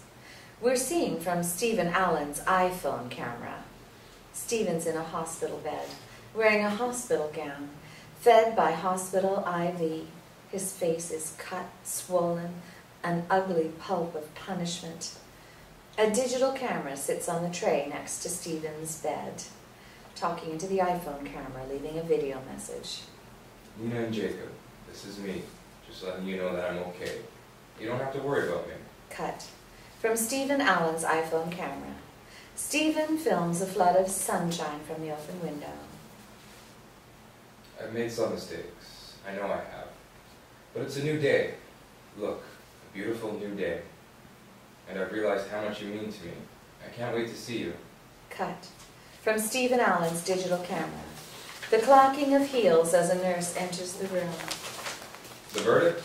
He pans to the nurse, who's the same nurse who cared for Lawrence in the opening scene. I think it looks like you'll be out of here sometime tomorrow. I'm going home. Exterior, Stephen Allen's home, afternoon. From Stephen's digital camera. We're sitting on the roof of a taxi cab while Stephen shells out some money to the driver. Thank you, sir. Yep, the rest is for you. So much, my friend. You're very welcome, sir. I don't usually drive, so be expecting a call from me again soon. Stephen snatches his camera off the cab just before it revs to life and takes off beneath us. Stephen pans the camera to his house. It's modest, small, conservative, simple. Not a millionaire's house. He paces up the driveway, walking on air to his front door. Stephen pulls out his keys, slides them in the lock, then turns it just right. The door opens. Stephen enters. Interior, Stephen Allen's home, continuous. It's an old school house, built before Stephen's time, but nonetheless, it's still in top shape. Stephen shifts to run up the staircase until 3 knocks on the front door behind him. He opens it. Stephen steps aside, allowing the florist to enter his home bearing a wealth of fresh flowers. She loves oriental lilies. They're perfect. He hands the florist a stack of bills. Keep the change, sir. Oh, and what's your name? Kevin. Wow, thank you, sir. Thank you so much, Kevin. You did a terrific job. Stephen's filming from his digital camera, carrying a bouquet of flowers up the staircase. Quietly, he tiptoes to the master bedroom, perfects the flower arrangement, and walks inside. Interior, Stephen Allen's master bedroom, continuous. Only to find the room empty. The bed's made. The lights are off. The shades are draped across the windows. Nina? Stephen draws the shades. Sunlight floods in, casting visibility on the thin layer of dust collecting on the dresser. He wipes his finger across it. Then Stephen moves to the closet. He opens it. On one side, all of Stephen's clothes hang neatly from a shelf. Nina's side is utterly barren, devoid of any wardrobes. Interior, Stephen Allen's home, Jacob's bedroom, moments later. Holding his camera, Stephen enters his son's bedroom to find an unruffled bed. No toys on the floor. No posters on the wall. No clothes in the dresser. No mess to clean up. Interior, Stephen Allen's home, kitchen, moments later. Stephen approaches the microwave. There's a note on it. It reads, "Dinner's in the microwave. We've gone to my mother's. Don't follow us, Nina." He opens up the microwave, finding a plate stacked with credit cards cut in half, bank statements indicating a zero balance, and a college brochure that's been torn in half, presumably the university they hoped their son would attend one day. Stephen pans the camera to a liquor cabinet. He opens it up and pulls out a bottle of gin. But thinking twice about it, Stephen sets the bottle back inside the cabinet. We hear Stephen start to weep off screen. Interior, Lawrence's bedroom, evening. Click. The camera's been turned on. It rests on the dresser. Brenda's face occupies the lens. As she backs away, we see the clock on Lawrence's nightstand, which reads 5:43 p.m. Lawrence is fast asleep in his bed. A thin streak of sunlight creeps in between a crack in the blinds, striking the bed just shy of Lawrence's head. Then Carleen walks into frame. She's helping Brenda pick up Lawrence's dirty laundry, dusting the shelves, gracing the place with a woman's touch, etc. Go ahead. Go wake him up, honey. Carleen jumps on the bed, crawls up to Lawrence's head. Brenda draws the blinds, allowing the sunlight to flood in, and Carleen yanks the covers off Lawrence, who dodges the sunlight, knocks Carleen off the bed, leaps up and sprints into the bathroom before slamming the door shut. Cut. Brenda's holding the camera, filming herself wipe the tears off Carleen's face. Carleen's scared, shaking. Then Brenda knocks on the door of Lawrence's bathroom. I think you need to come out here and apologize. I know, I'm sorry. It's just... Are you okay, Lawrence? Yeah, she just jumped on my stomach and I felt sick. Could you shut the... Well, just go on and I'll be out in a minute. Just go on, okay? Brenda takes Carleen's hand and they leave the room. Interior, Lawrence's apartment, kitchen later. Brenda's holding the camera, filming Lawrence cook dinner. Listen, is she okay? I mean, I really didn't mean to. It's just, I already wasn't feeling well. You know, my stomach. This whole thing's been harder to kick than I thought it would be. I spoke to her. I think she's okay. Brenda pans to the living room. Carleen's watching cartoons. Now what's the matter with you? You're too happy. Is that a problem? Interior, Lawrence's apartment, living room later. Brenda's filming as she opens the front door, finding William waiting on the doorstep with a bouquet of flowers. These aren't for you, they're for Lawrence. An awkward silence. I'm kidding, of course they're for you. He gives Brenda the flowers, the essence of chivalry. Who is it, Brenda? Hope you don't mind. I invited your sponsor to dinner.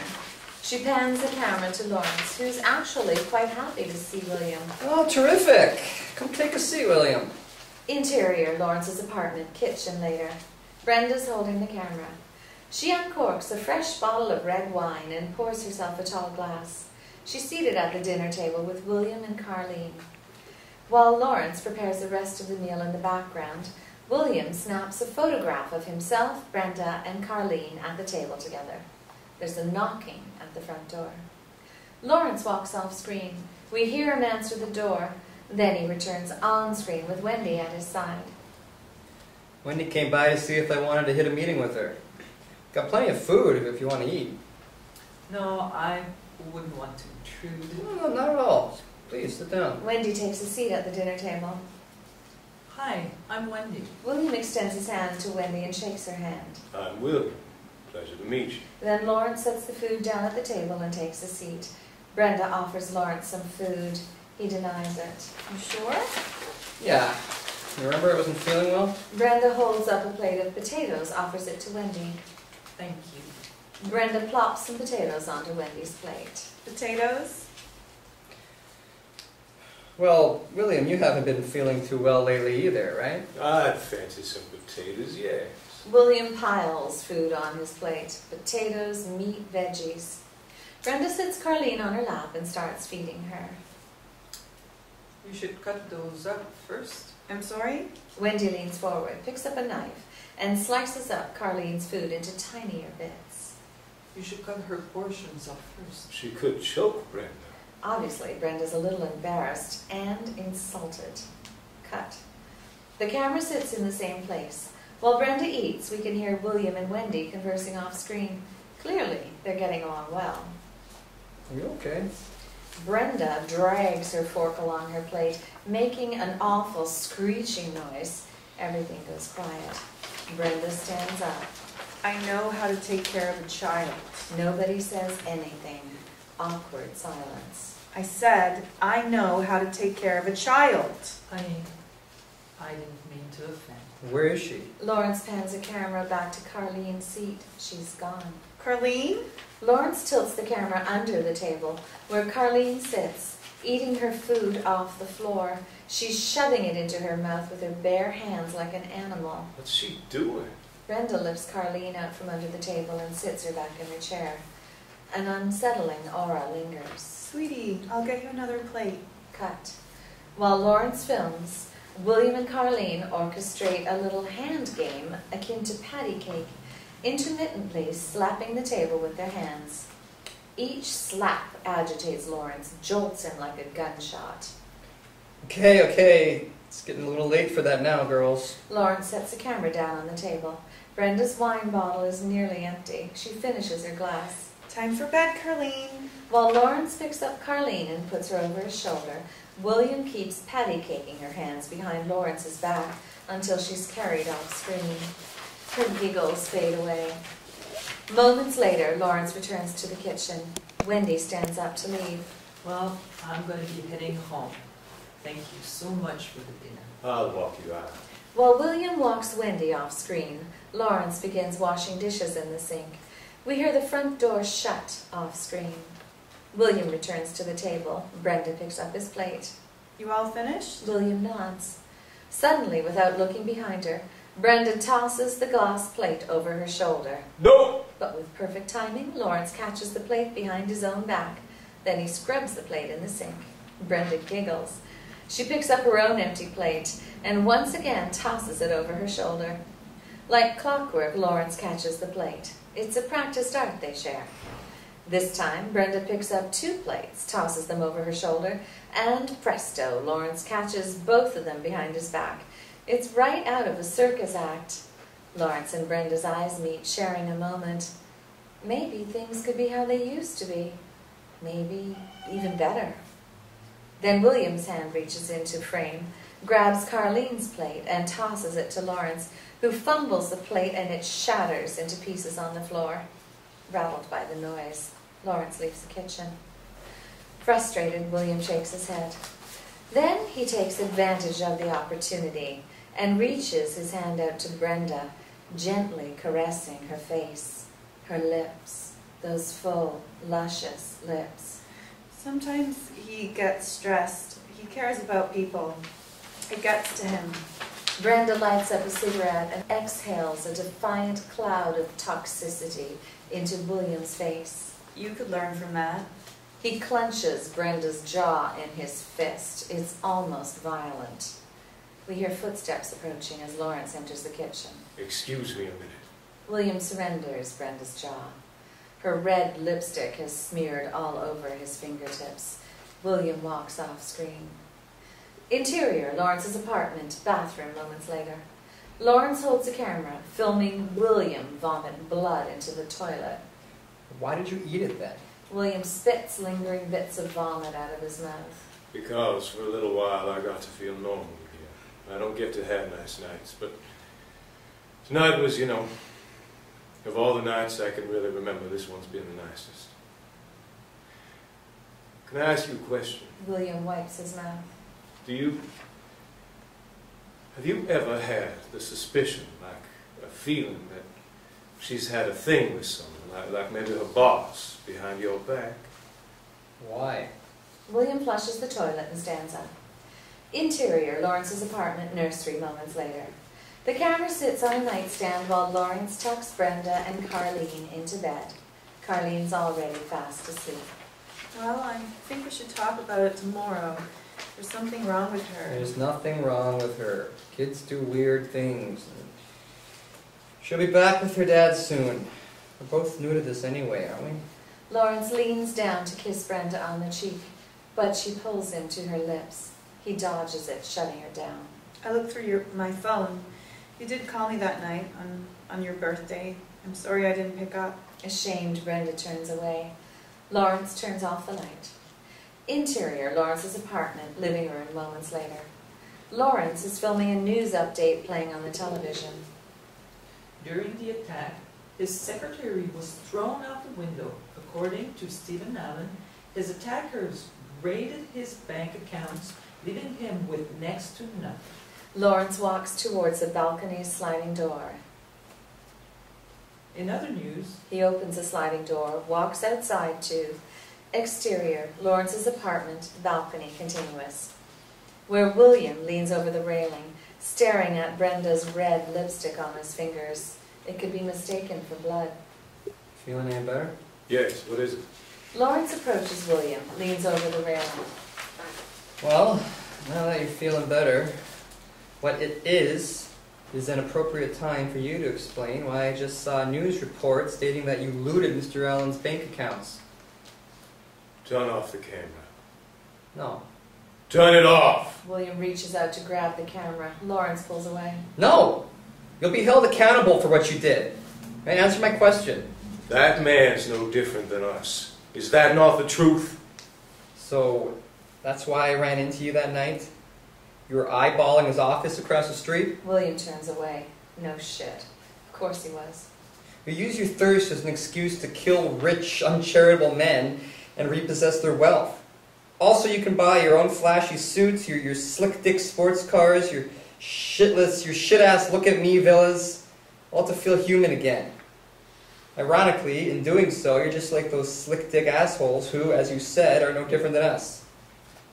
It's not some noble, I care for the common man thing, is it? No answer.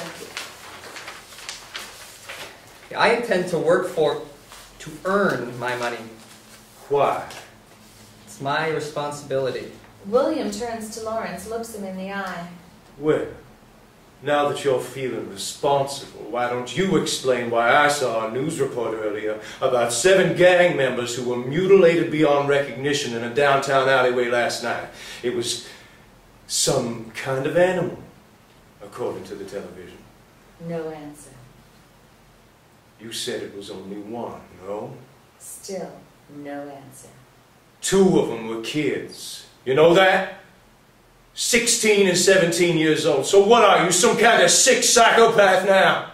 Lawrence sets the camera on a table between him and William. We have a clear shot of the both of them. They provoked my friend, and they provoked me. I make no apologies for the fate they invited. One's not enough, is it? One was never enough.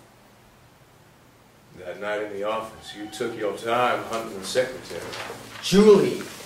And don't act like you dabbed some tears over what you did to her. Speaking of that night, did you really get the security hard drive? The right one? Because I know you'd be happy to see them pin my ass to the wall. I don't know. I didn't have much time to be sure now, did I? Jesus. Mr. Allen has it, doesn't he? Or the cops. Well, if they do, then maybe you should split. And being that the cops will find that money in your bank account, it'll be pretty easy for them to tie you to the scene. You're setting me up? William moves closer, trying to read Lawrence's expression. The thing is, I still can't figure out whether you took your time with the secretary because you enjoyed the scent of her fear, or because you knew that once you killed her, you wouldn't know how to stop. I don't need to set you up. You set yourself up. You're out of control. Oh, and you think you're a monument of being in control? You know you're just as capable of being out of control as I am, and it will happen sooner or later. Now I know why you picked me. You knew you could sit back and watch me be out of control, just so you could make yourself feel more in control. It's just an illusion.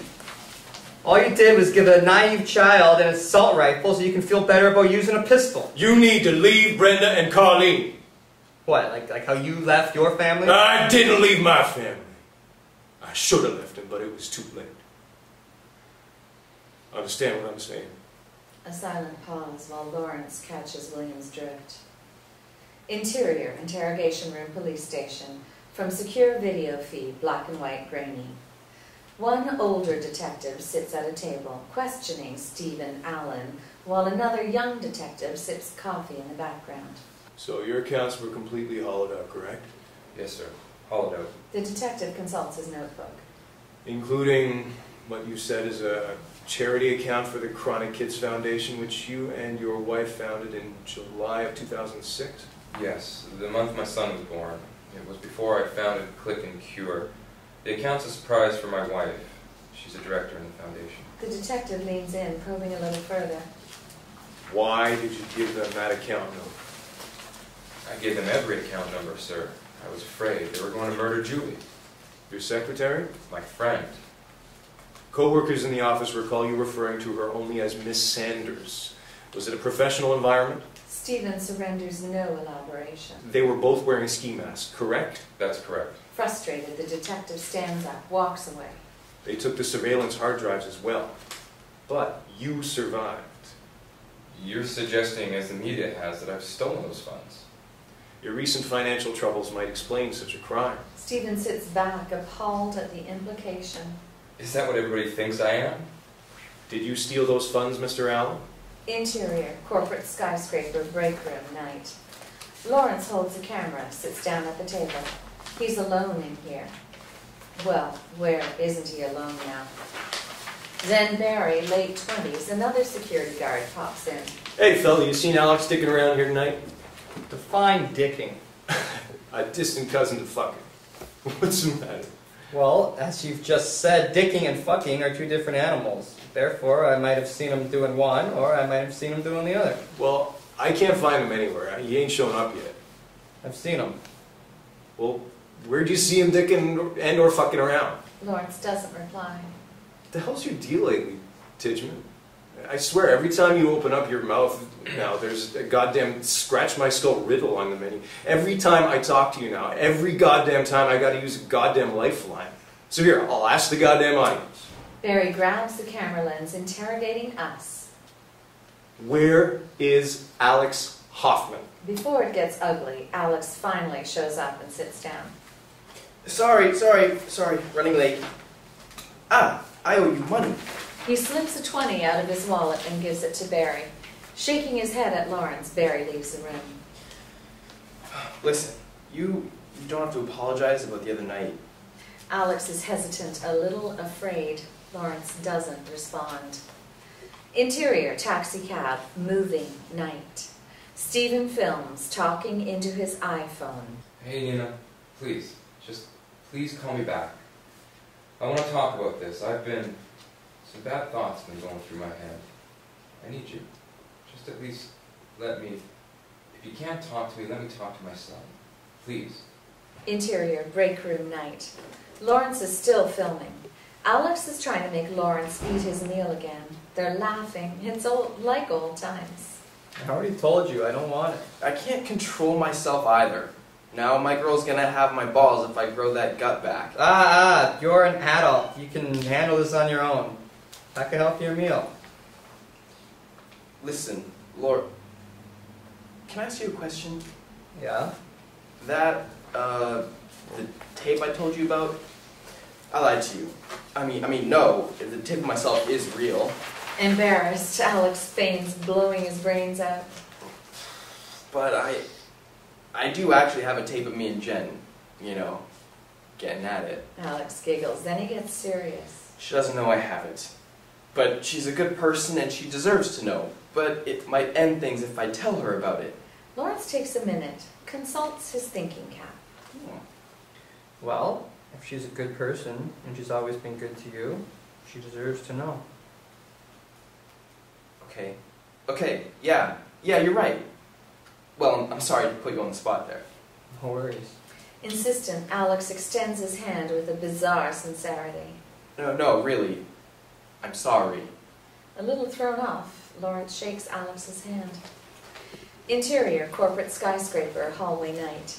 Stephen films from his iPhone, talks into it, leaving another message for his wife while he walks down the hallway.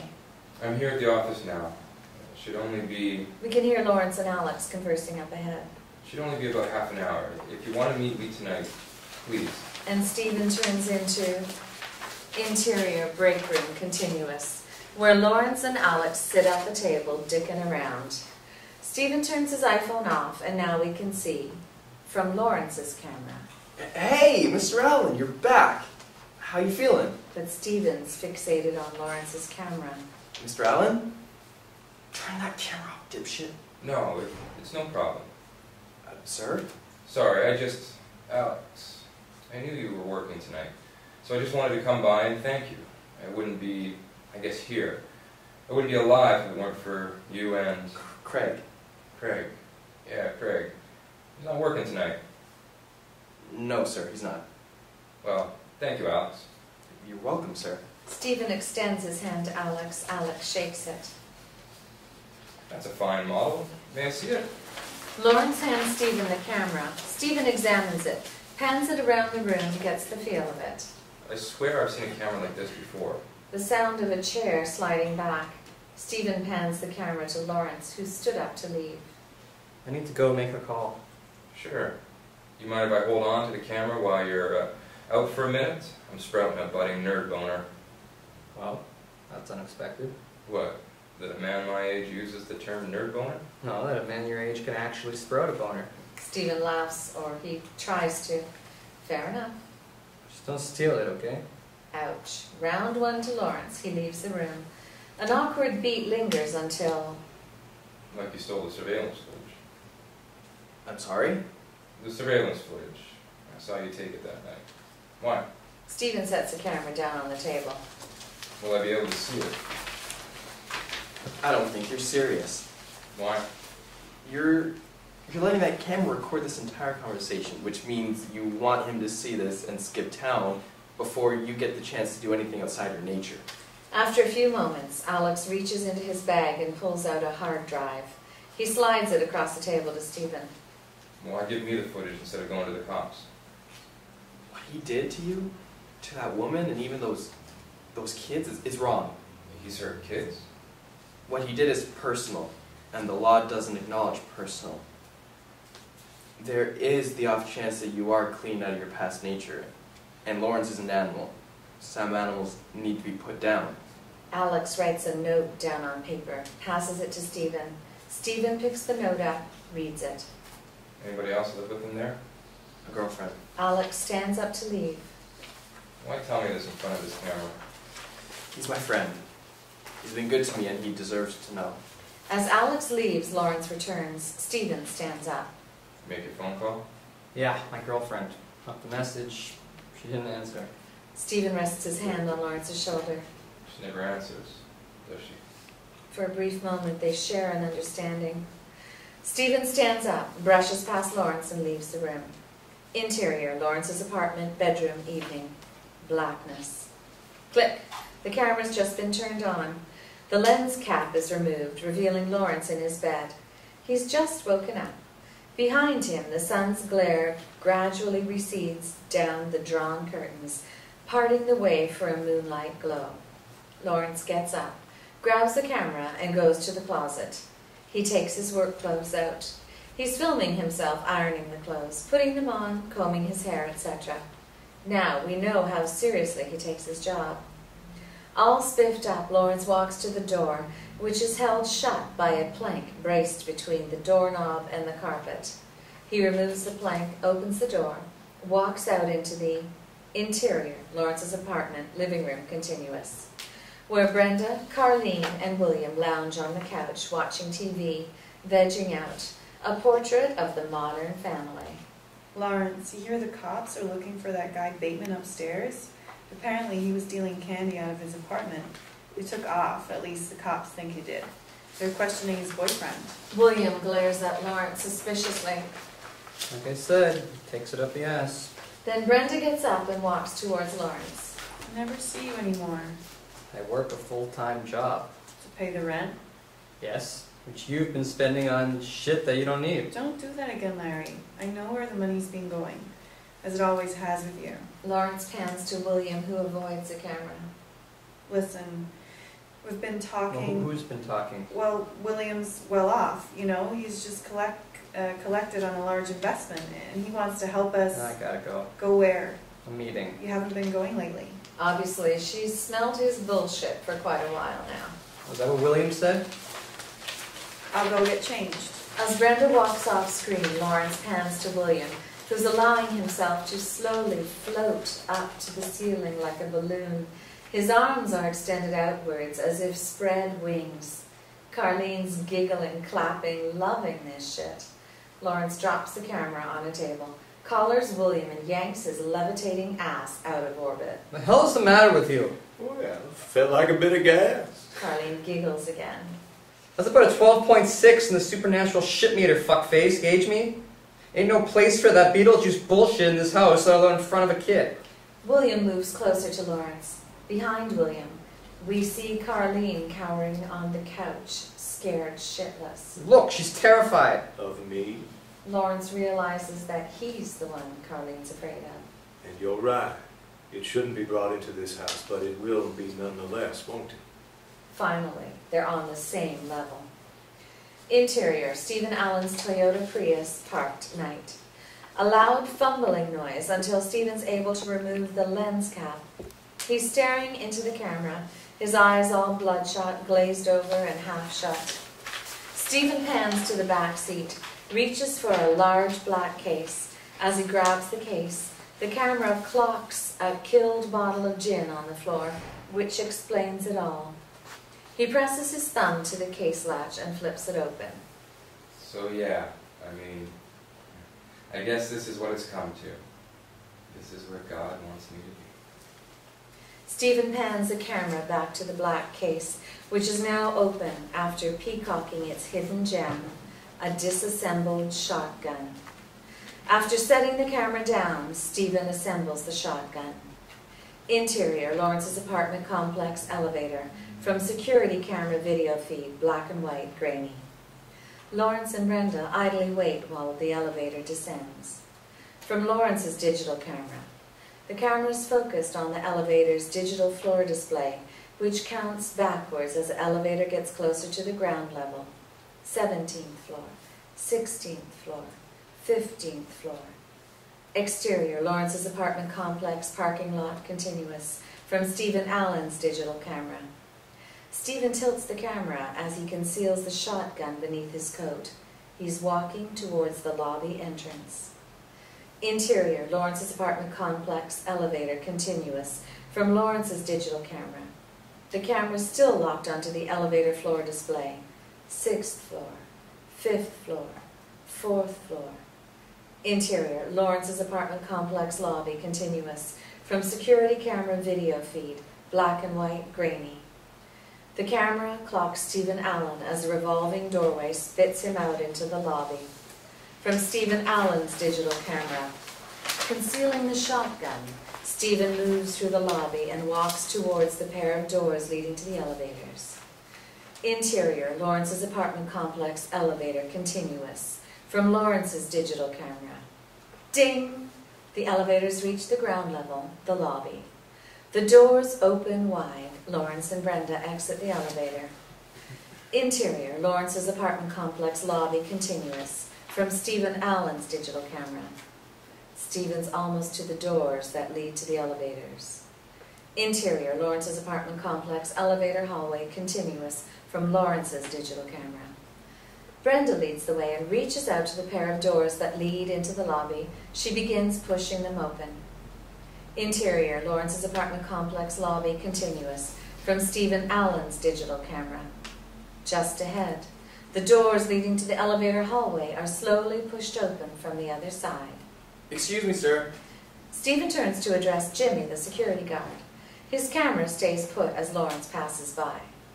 From Lawrence's digital camera. While Stephen Allen walks toward the front desk and off-screen, Lawrence glances into his camera lens and quickly wipes a smudge off of it.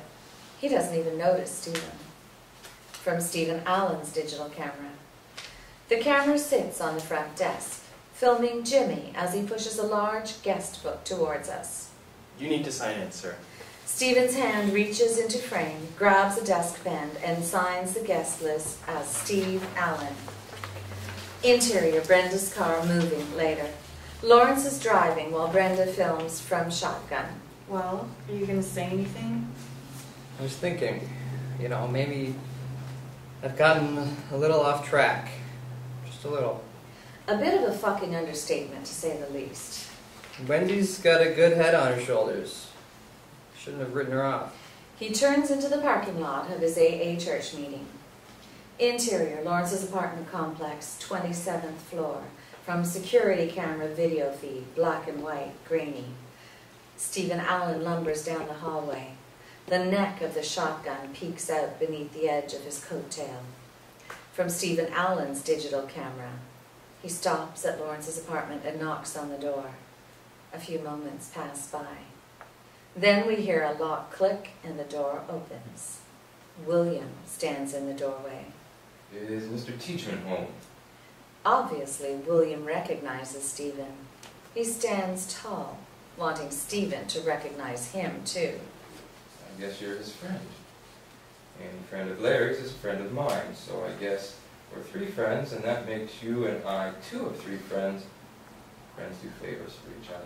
William's eyes slowly navigate downwards and off-screen, widening as they clock the shotgun in Stephen's hand. Sir, what's going on? Stephen lifts the shotgun and offers it to William. Well, I guess if Larry's not home, you can do me this favor and finish what he started. William stands motionless, unsure of what to do. Go on. Take it. As William takes the shotgun in his hand, Stephen raises the barrel against his chest. It'll be on film, so he'll know he's rid of me. The mess they'll leave all over, you'll tip him off too, I figure. Briefly, William almost looks like he'll pull the trigger. Then Carleen appears on screen just behind William. William clocks her and lowers the shotgun barrel. Sir, you've been drinking. You're not in a sound state of mind. Stephen snatches the shotgun out of William's hand and conceals it behind his back, careful not to let Carleen notice it.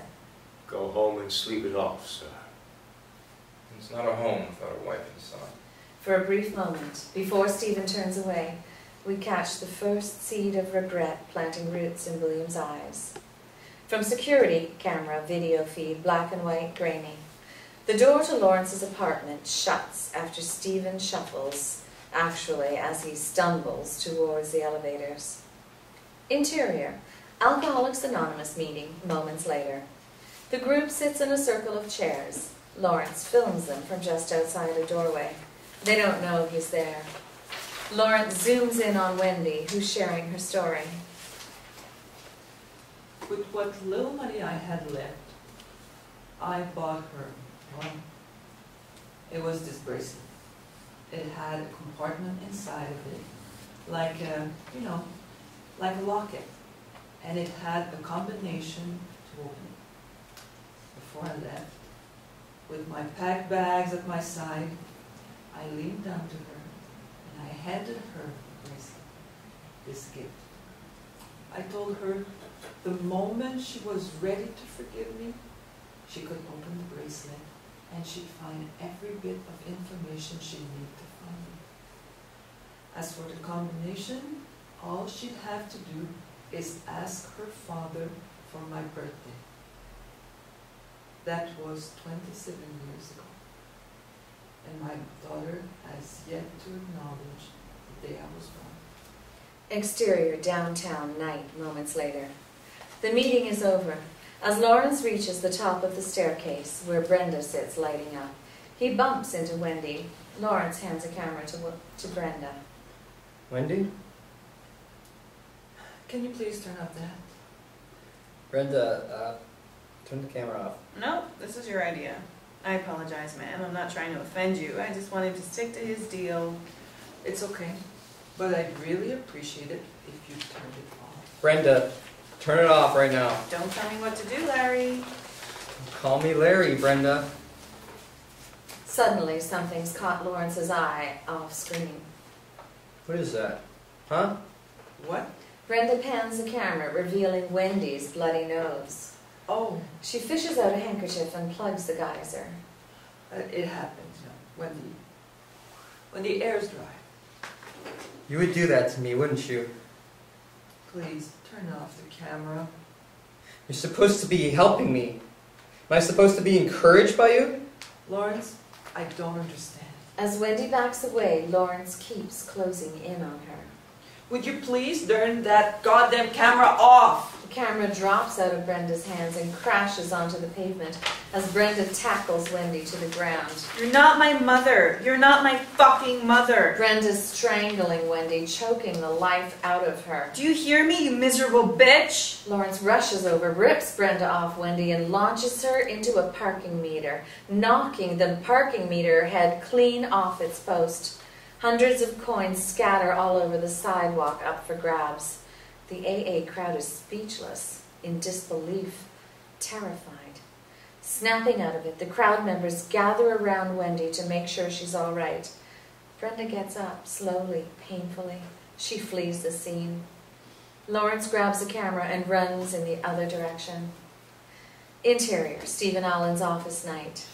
We're seeing from Stephen Allen's webcam as he records a video log and nurses a cup of coffee. He's hungover. I'm gonna make this right. I know I've been having some bad thoughts before, but I'm past it. I'm clear now. A door shuts in the background. Stephen glances off screen. Hey, David, what can I do for you? David, late 40s, a company board member, just walked in. I think you know why I'm here, Stephen. Please don't look at me like that. From off screen, David hands Stephen a document. Stephen reads it over, realizing. You've a history. Chronic Kids isn't convinced by your attack story. The person died that night. You're not filming with that damn camera right now, are you? Have you been drinking? Stephen pulls out his digital camera and sets it on the desk. It's turned off. David doesn't notice Stephen's webcam. You can't remove me based on hearsay. We can't remove you yet, of course. I'm here to let you know that we're going to motion to remove you. And when we do so, it won't be based on hearsay. It'll be based on fact. Fact? Your secretary. It's against company policy, Stephen. Is it not true? Stephen draws out a long pause to consider his next move. That question is absurd, and the answer to it is none of your business. You've been lying to yourself about who you are long enough. The secretary, that's us being generous. You and I can both recall an incident, a quite damning one, the fallout of which we put ourselves on the line to keep clean up for you. A brief pause while Stephen catches on. So it's like that. I mean, aside from the money, the blame, everything, why are you doing this to me? David, I love my job. Stop calling me David. I love my job. I love doing what I do. I mean, I know I've made mistakes. I'm not perfect. But I enjoy. I love coming to work. I love coming in every day and shaking everybody's hand and telling them they've been doing a good job. I'm proud of them. They didn't think they'd ever have this. Before the way things were, I didn't think I'd ever have this. But then, by the grace of God, I peeled myself off the ground, and then I did have it. I had this great privilege, and I appreciated it. And now you're saying I can't have it anymore? Yes, that's what I'm saying. Call yourself a cab, Stephen. Stephen sits back, defeated. All his cards are on the table. What do I tell Nina?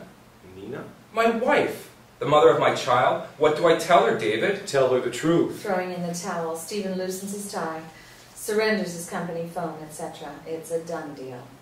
Well, I guess the whole world hates me now, doesn't it? We hear David walking away and the door shutting off screen. Stephen leans back in his chair, takes a deep breath. His face is blood red, about to crack. He grabs the remote control off his desk and turns on the television behind him, trying to put his mind elsewhere. On the TV, a news report is broadcasting. Stephen watches. Missing child, Carlene Oswald, was reportedly abducted. However, authorities have no concrete leads on the abductor at the moment. Then a photograph of Carlene appears on the TV screen. Jesus. Stephen recognizes Carlene from Lawrence's apartment. Interior, corporate skyscraper, break room, night. The camera's on the table, filming Lawrence sitting silently, playing the third wheel for Alex and his squeeze, Jen, mid-20s, who feeds Alex from some lean cuisine with a spoon. You know, if things aren't coming along well, it's just temporary, man, you know? Maybe go back over the footage. You'll see how far you've come. Maybe as far as Mr. Allen has come one day. I'm sure his wife and son are happy to have him back now. Well, I think they should be. Now, what's the matter what you think? Well, he's one loyal son of a bitch. I've seen that man stonewall his secretary late night at least a dozen times. Shit, he's probably relieved she's dead now since he don't gotta rope off his cock anymore. Jen gently slaps Alex across the cheek. His penis. I meant his penis. So, his family's not happy he's back? They left him. You didn't hear? He works all the time, non-stop. People think she left just because of the money. She shakes her head, indicating that people were wrong. He was never there. Suddenly, Lawrence grabs a camera and walks out the door. Exterior, downtown night, moments later. Lawrence holds the camera as he walks up to a jewelry store. He moves to open the door, but it's locked. The clerk, male, 20s, points at a closed sign framed in the window. Lawrence holds up some money, attempting a bribe, but the clerk shakes his head. It's closing time, and he's got a fresh beer waiting for him at the Sud House. Please, sir. The clerk flicks Lawrence off, mouthing, "Fuck you," for good measure. Over it, Lawrence sets the camera on the sidewalk, giving us a full frontal of the jewelry shop. He raises his foot. Interior, jewelry store continuous, from security camera video feed, black and white, grainy. And Lawrence's thrusting foot shatters the glass door, scaring the holy shit out of the poor clerk. Lawrence storms the fort, smashes a glass display in, and picks out a gold locket. Then he drops a wad of cash on the cashier's desk. Then, as Lawrence flees the crime scene, he suddenly drops anchor and about faces. The clerk said something, and it certainly wasn't a "thank you, come again." Before the clerk can haul ass in the other direction, Lawrence has hooked his jaw and thrown him into the window. Exterior, downtown night, continuous. From Lawrence's camera. The clerk crashes through the window and onto the sidewalk. He's bloody, out cold, maybe dead. Lawrence steps over the clerk, fiddling with the locket. Jesus. Moments later, the locket plops down on the ground in front of us. There's blood all over it. Interior, corporate skyscraper lobby night. From security camera video feed, black and white, grainy. We see a pair of elevator doors, open sesame, and Stephen Allen exits the elevator. He's holding a hard drive in his hands. Stephen rounds a corner, ends up at the lobby's security desk. He converses with the guard, who's obviously a friend. While the guard walks off screen to do a round, Stephen plugs the hard drive into the computer and watches the video footage. Interior, Lawrence's apartment, living room later. Lawrence is filming as he's just walked into his apartment. Hello? From the looks of it, nobody's here. Up ahead, a blanket on the couch catches a breeze, slicing the air like a ragged cape. We hear a faint gust of wind. Suddenly, Lawrence dashes forward and drops the camera. We have a clear view of the outside balcony, revealing Carleen atop the railing, her arms spread out like a bird's wings, letting herself fall off the balcony, until Lawrence springs out onto the balcony, leaps over the railing after her, and they both plummet out of frame. Gone. Silence. Moments later, William and Brenda walk into the kitchen mid-conversation. He's dangerous. I'm afraid of him. Then let's call the police. No, wait. Where's Carleen? In the background, we can see a hand reaching up onto the pavement of the balcony, grabbing a firm hold. She was just here. They look around, just as Lawrence is climbing back over the balcony railing with Carleen dangling from his back. Suddenly, Brenda clocks Lawrence and Carleen, darts out onto the balcony and helps them over the railing. They collapse onto the porch. Lawrence carries Carleen back inside. What the hell happened? Brenda sits Carleen on the couch, wraps her in a blanket. You selfish sons of bitches. Are you serious? Really? What happened? Tell me. Lawrence, calm down. You left the door open and took your eye off a 6-year-old on the 27th floor of a high-rise. What adult is that irresponsible? Carleen's bawling now. Lawrence, stop. You're scaring her. She fell off the balcony? No, she tried to fly off the balcony. Her arms spread. Like you. I told you not to do that shit in front of her. What the hell is going on, guys? All the while, you two assholes are back there doing whatever the hell it was you were doing. It wasn't like that, Lawrence. William absorbs the verbal jabs like a punching bag. That's the truth. Interior, Stephen Allen's Toyota Prius, parked, continuous. From Stephen Allen's digital camera. Stephen's filming from the front seat of his car. He's in the parking lot of Lawrence's apartment complex. A printout of Carleen's missing person's photograph. A shotgun and a bag of shotgun shells sit in his lap. Stephen loads several rounds into the shotgun. Interior, Lawrence's apartment, living room, continuous. The showdown still in full swing. Oh, the truth? Like your asshole boss giving you time off for a family emergency brand of truth? She lost her job. You know that, right? Yeah, she told me. She didn't tell me. But she told you. The psychopath who murdered his own family. I didn't kill them. You told me yourself. That cretin Stephen Allen, your idol, hasn't been on the wagon as long as he said he has. That unforgivable... His drunken ass ran over my wife and my son. And of course, his corporate cavalry rode in to clean up the mess. He hasn't changed, Larry. Nobody changes. Interior, Stephen Allen's Toyota Prius, parked, continuous. Stephen clenches the shotgun, unsure of what to do. Can I do this? Interior, Lawrence's apartment, living room, continuous. The camera is still in the same place, filming the argument. People don't change. Even if they did, it's not like you ever tried helping them anyway. I have helped him. No, you haven't, Brenda. I called you on your birthday at the bar, and we did talk. I told you I'd had one drink, and that I was sorry, and that I wanted to leave. Just needed a ride, and you said you'd be there, but you never came because you were pasto, as drunk as I've ever been. As drunk as I've ever been. Both of you assholes think that just because you don't screw up as often as I do, that it makes you better than me. I'm not the only one who's sick. What? So, you've been drinking again? William grabs Lawrence's bloody hands, shows them to Brenda. Larry, what did you do? Do you even remember doing it? Listen, I'm going to call the police, and they'll come pick up Carlene. What? Why? Lawrence grabs the remote and turns the TV volume up. Look. Authorities have recovered the body of Henry Michael Oswald, known child molester, in the forest outside Anchorage Park. A photograph of Henry Oswald and Carlene appears on screen. After 8 years of abstaining from criminal activity, Oswald suddenly abducted his own daughter, Carlene Baylor, and fled across the country.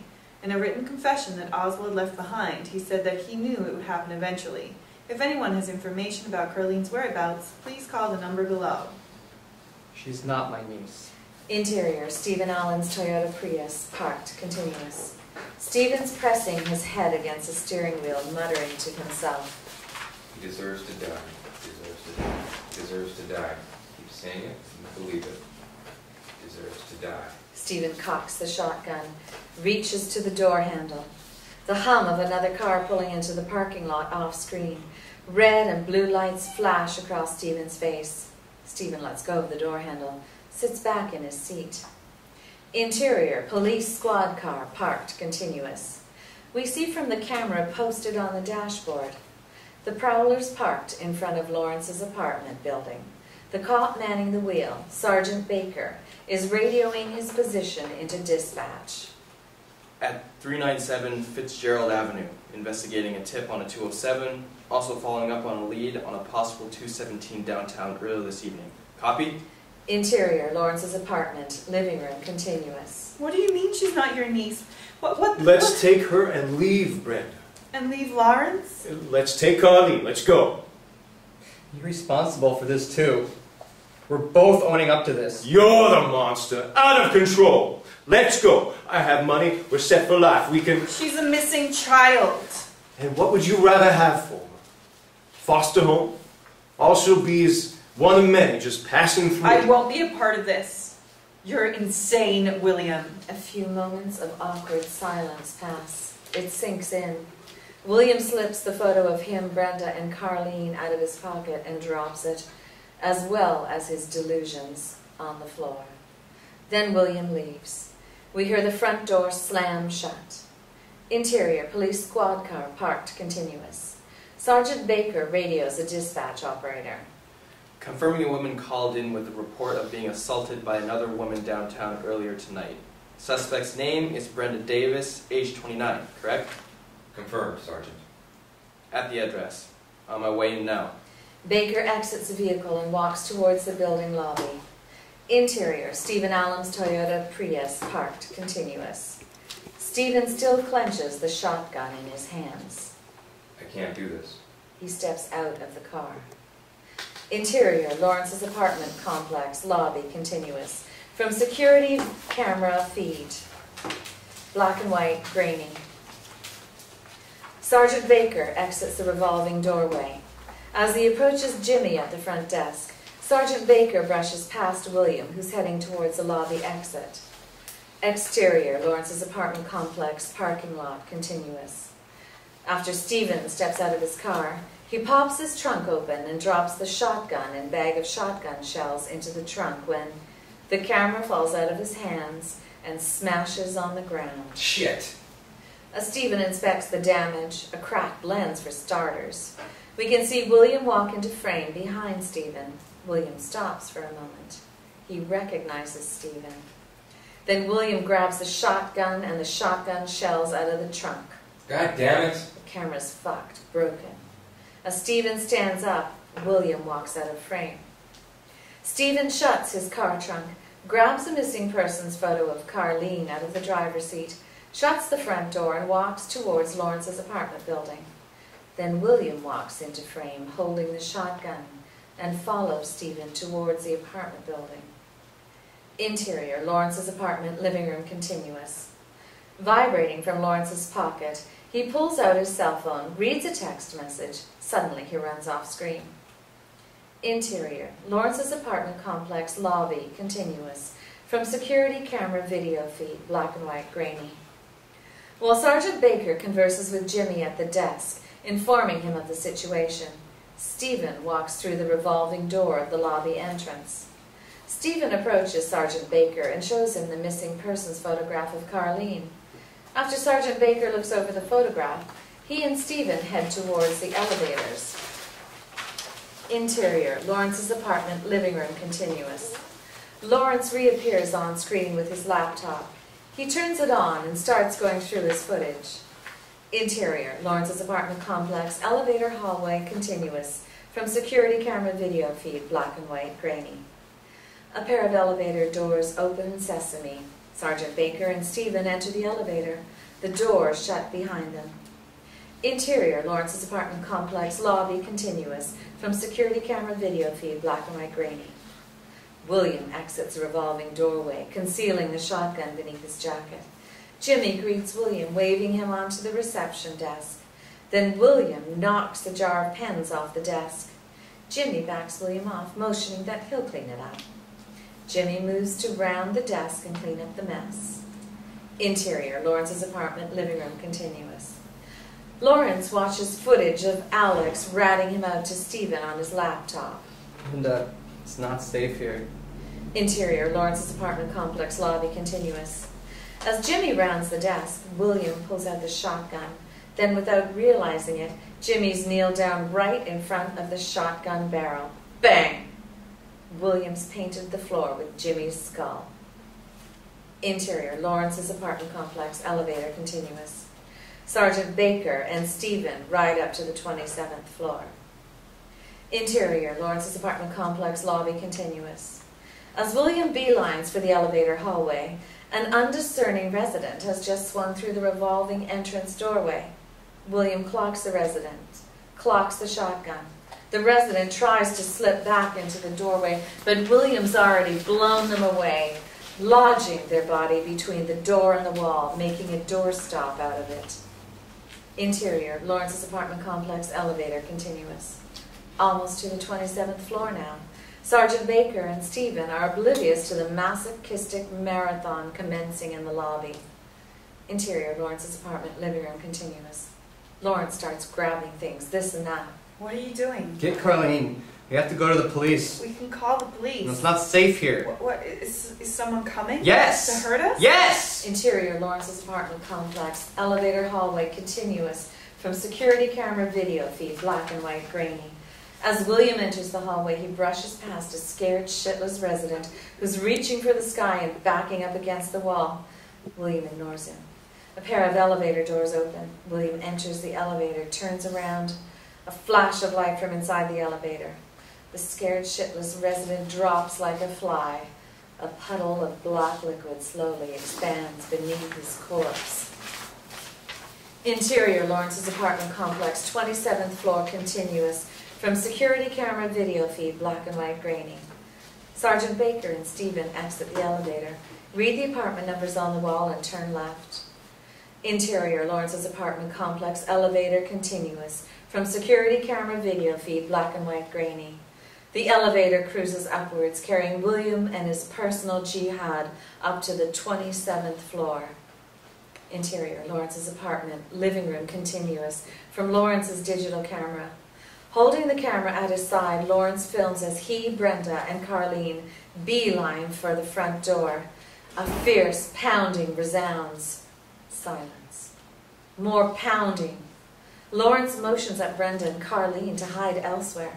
The two ladies scatter off-screen towards the bedroom. Lawrence sets the camera down on the coffee table. Quietly, Lawrence approaches the front door. We hear chatter on a walkie-talkie in the hallway. Police! Lawrence exhales a sigh of relief. He moves to open the door. Bang! Bang! 2 gunshots explode in the hallway. A few moments of silence slowly march through the suspense. He's here. Lawrence digs out his cell phone, dials 911. We need help. There's a shooter. The address is... Interior, Lawrence's apartment complex, 27th floor, continuous. From security camera video feed, black and white grainy. Sergeant Baker's posted up in front of Lawrence's door, pistol raised, aiming dead ahead. Stephen is behind him, banging on Lawrence's front door. Open up! 2 bloody corpses are sprawled out at the foot of their open apartment doors. William approaches from the other end of the hallway, shotgun raised, stepping over the bodies. Behind him, another apartment door opens. William 180s. Sergeant Baker fires several rounds into William's back, which doesn't stop William from firing at a neighbor attempting to flee and killing the neighbor. Interior, Lawrence's apartment, living room continuous. From Lawrence's digital camera. Pow, pow, pow, pow, pow! 5 gunshots off screen. Get here fast! Lawrence hangs up and puts the phone in his pocket. Slowly, carefully, Lawrence extends his hand, twists the doorknob, and opens the door. Where Sergeant Baker is kneeled, smoke rising from the nozzle of his pistol, aimed down the hallway where William is on his back, scarcely moving. Stephen scrambles into Lawrence's apartment. No, get out of here! Lawrence tackles Stephen to the floor, pins him down. It's not me. I'm not armed. It's not me, goddammit. Lawrence pats Stephen down. He is unarmed. The hell's going on? It's not me. I'm not here to hurt anybody. Why are you here? The girl. I saw her on TV. The missing kid. I don't have time to explain, but I'm not gonna hurt that girl. Now, who is that out there with the gun? Stephen points at the front door. Look. Lawrence creeps to the front door, stands behind Sergeant Baker. He spots William, who's still on his back in the hallway, with the shotgun lying next to him. Sir, come inside. Spooked, Baker spins around, points his pistol at Lawrence. No! And Lawrence grabs the nozzle of the pistol, redirects it, bang! The gun went off. Stephen drops to the floor, screaming. Baker's accidentally shot him in the belly. Bang! Sergeant Baker drops to the floor in pieces. In the background, smoke rises from the barrel of William's shotgun. He's killed Baker. Lawrence hauls ass off screen towards the bedroom. Brenda, we're going now! Moments later, Lawrence, Brenda, and Carleen turn the corner of the hallway and enter the living room. Brenda's carrying Carleen over her shoulder and covering her ears. As Lawrence takes Brenda's hand, the power goes out. We hear footsteps creeping into the apartment. Bang, bang, bang, accompanied by 3 flashes of light, as Williams just unloaded 3 wild rounds from the shotgun, spraying lead all over creation. Faint sirens approach in the distance. Here come the 5-0, the sound of fingers fumbling with the camera. Click! The night vision has been turned on. The camera's sitting on a shelf, pointed directly at William, who's moving across the living room, shotgun ready. Next to us, Lawrence plugs a bloody hole in his stomach. Stephen is still screaming in agony. William stands over top of Stephen, pulls some shells out of his jacket, and reloads the shotgun. I'm not done with you yet, so save it for later! William steps over Stephen and continues searching the room. Lawrence picks up the camera and starts crawling up the wall as if he were a fly.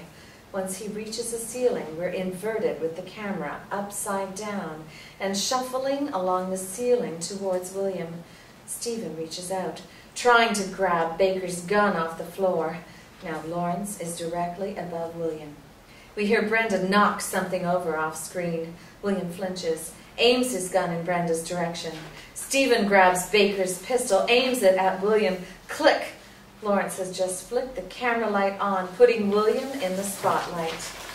And William tilts his head up, shotgun aimed at Lawrence. Bang!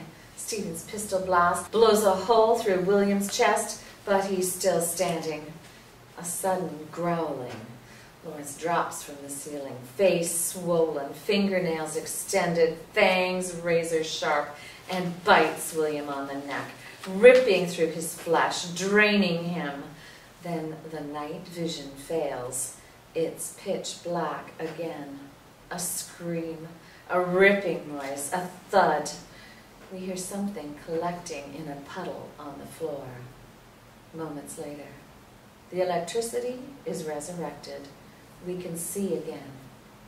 Terrified, Brenda takes Carlene, sprints past William's corpse, and runs out the front door, out of sight. The SWAT team breaches the apartment. Down on the ground! Lawrence doesn't move. Down on the ground! But Lawrence remains still, contemplating his next move.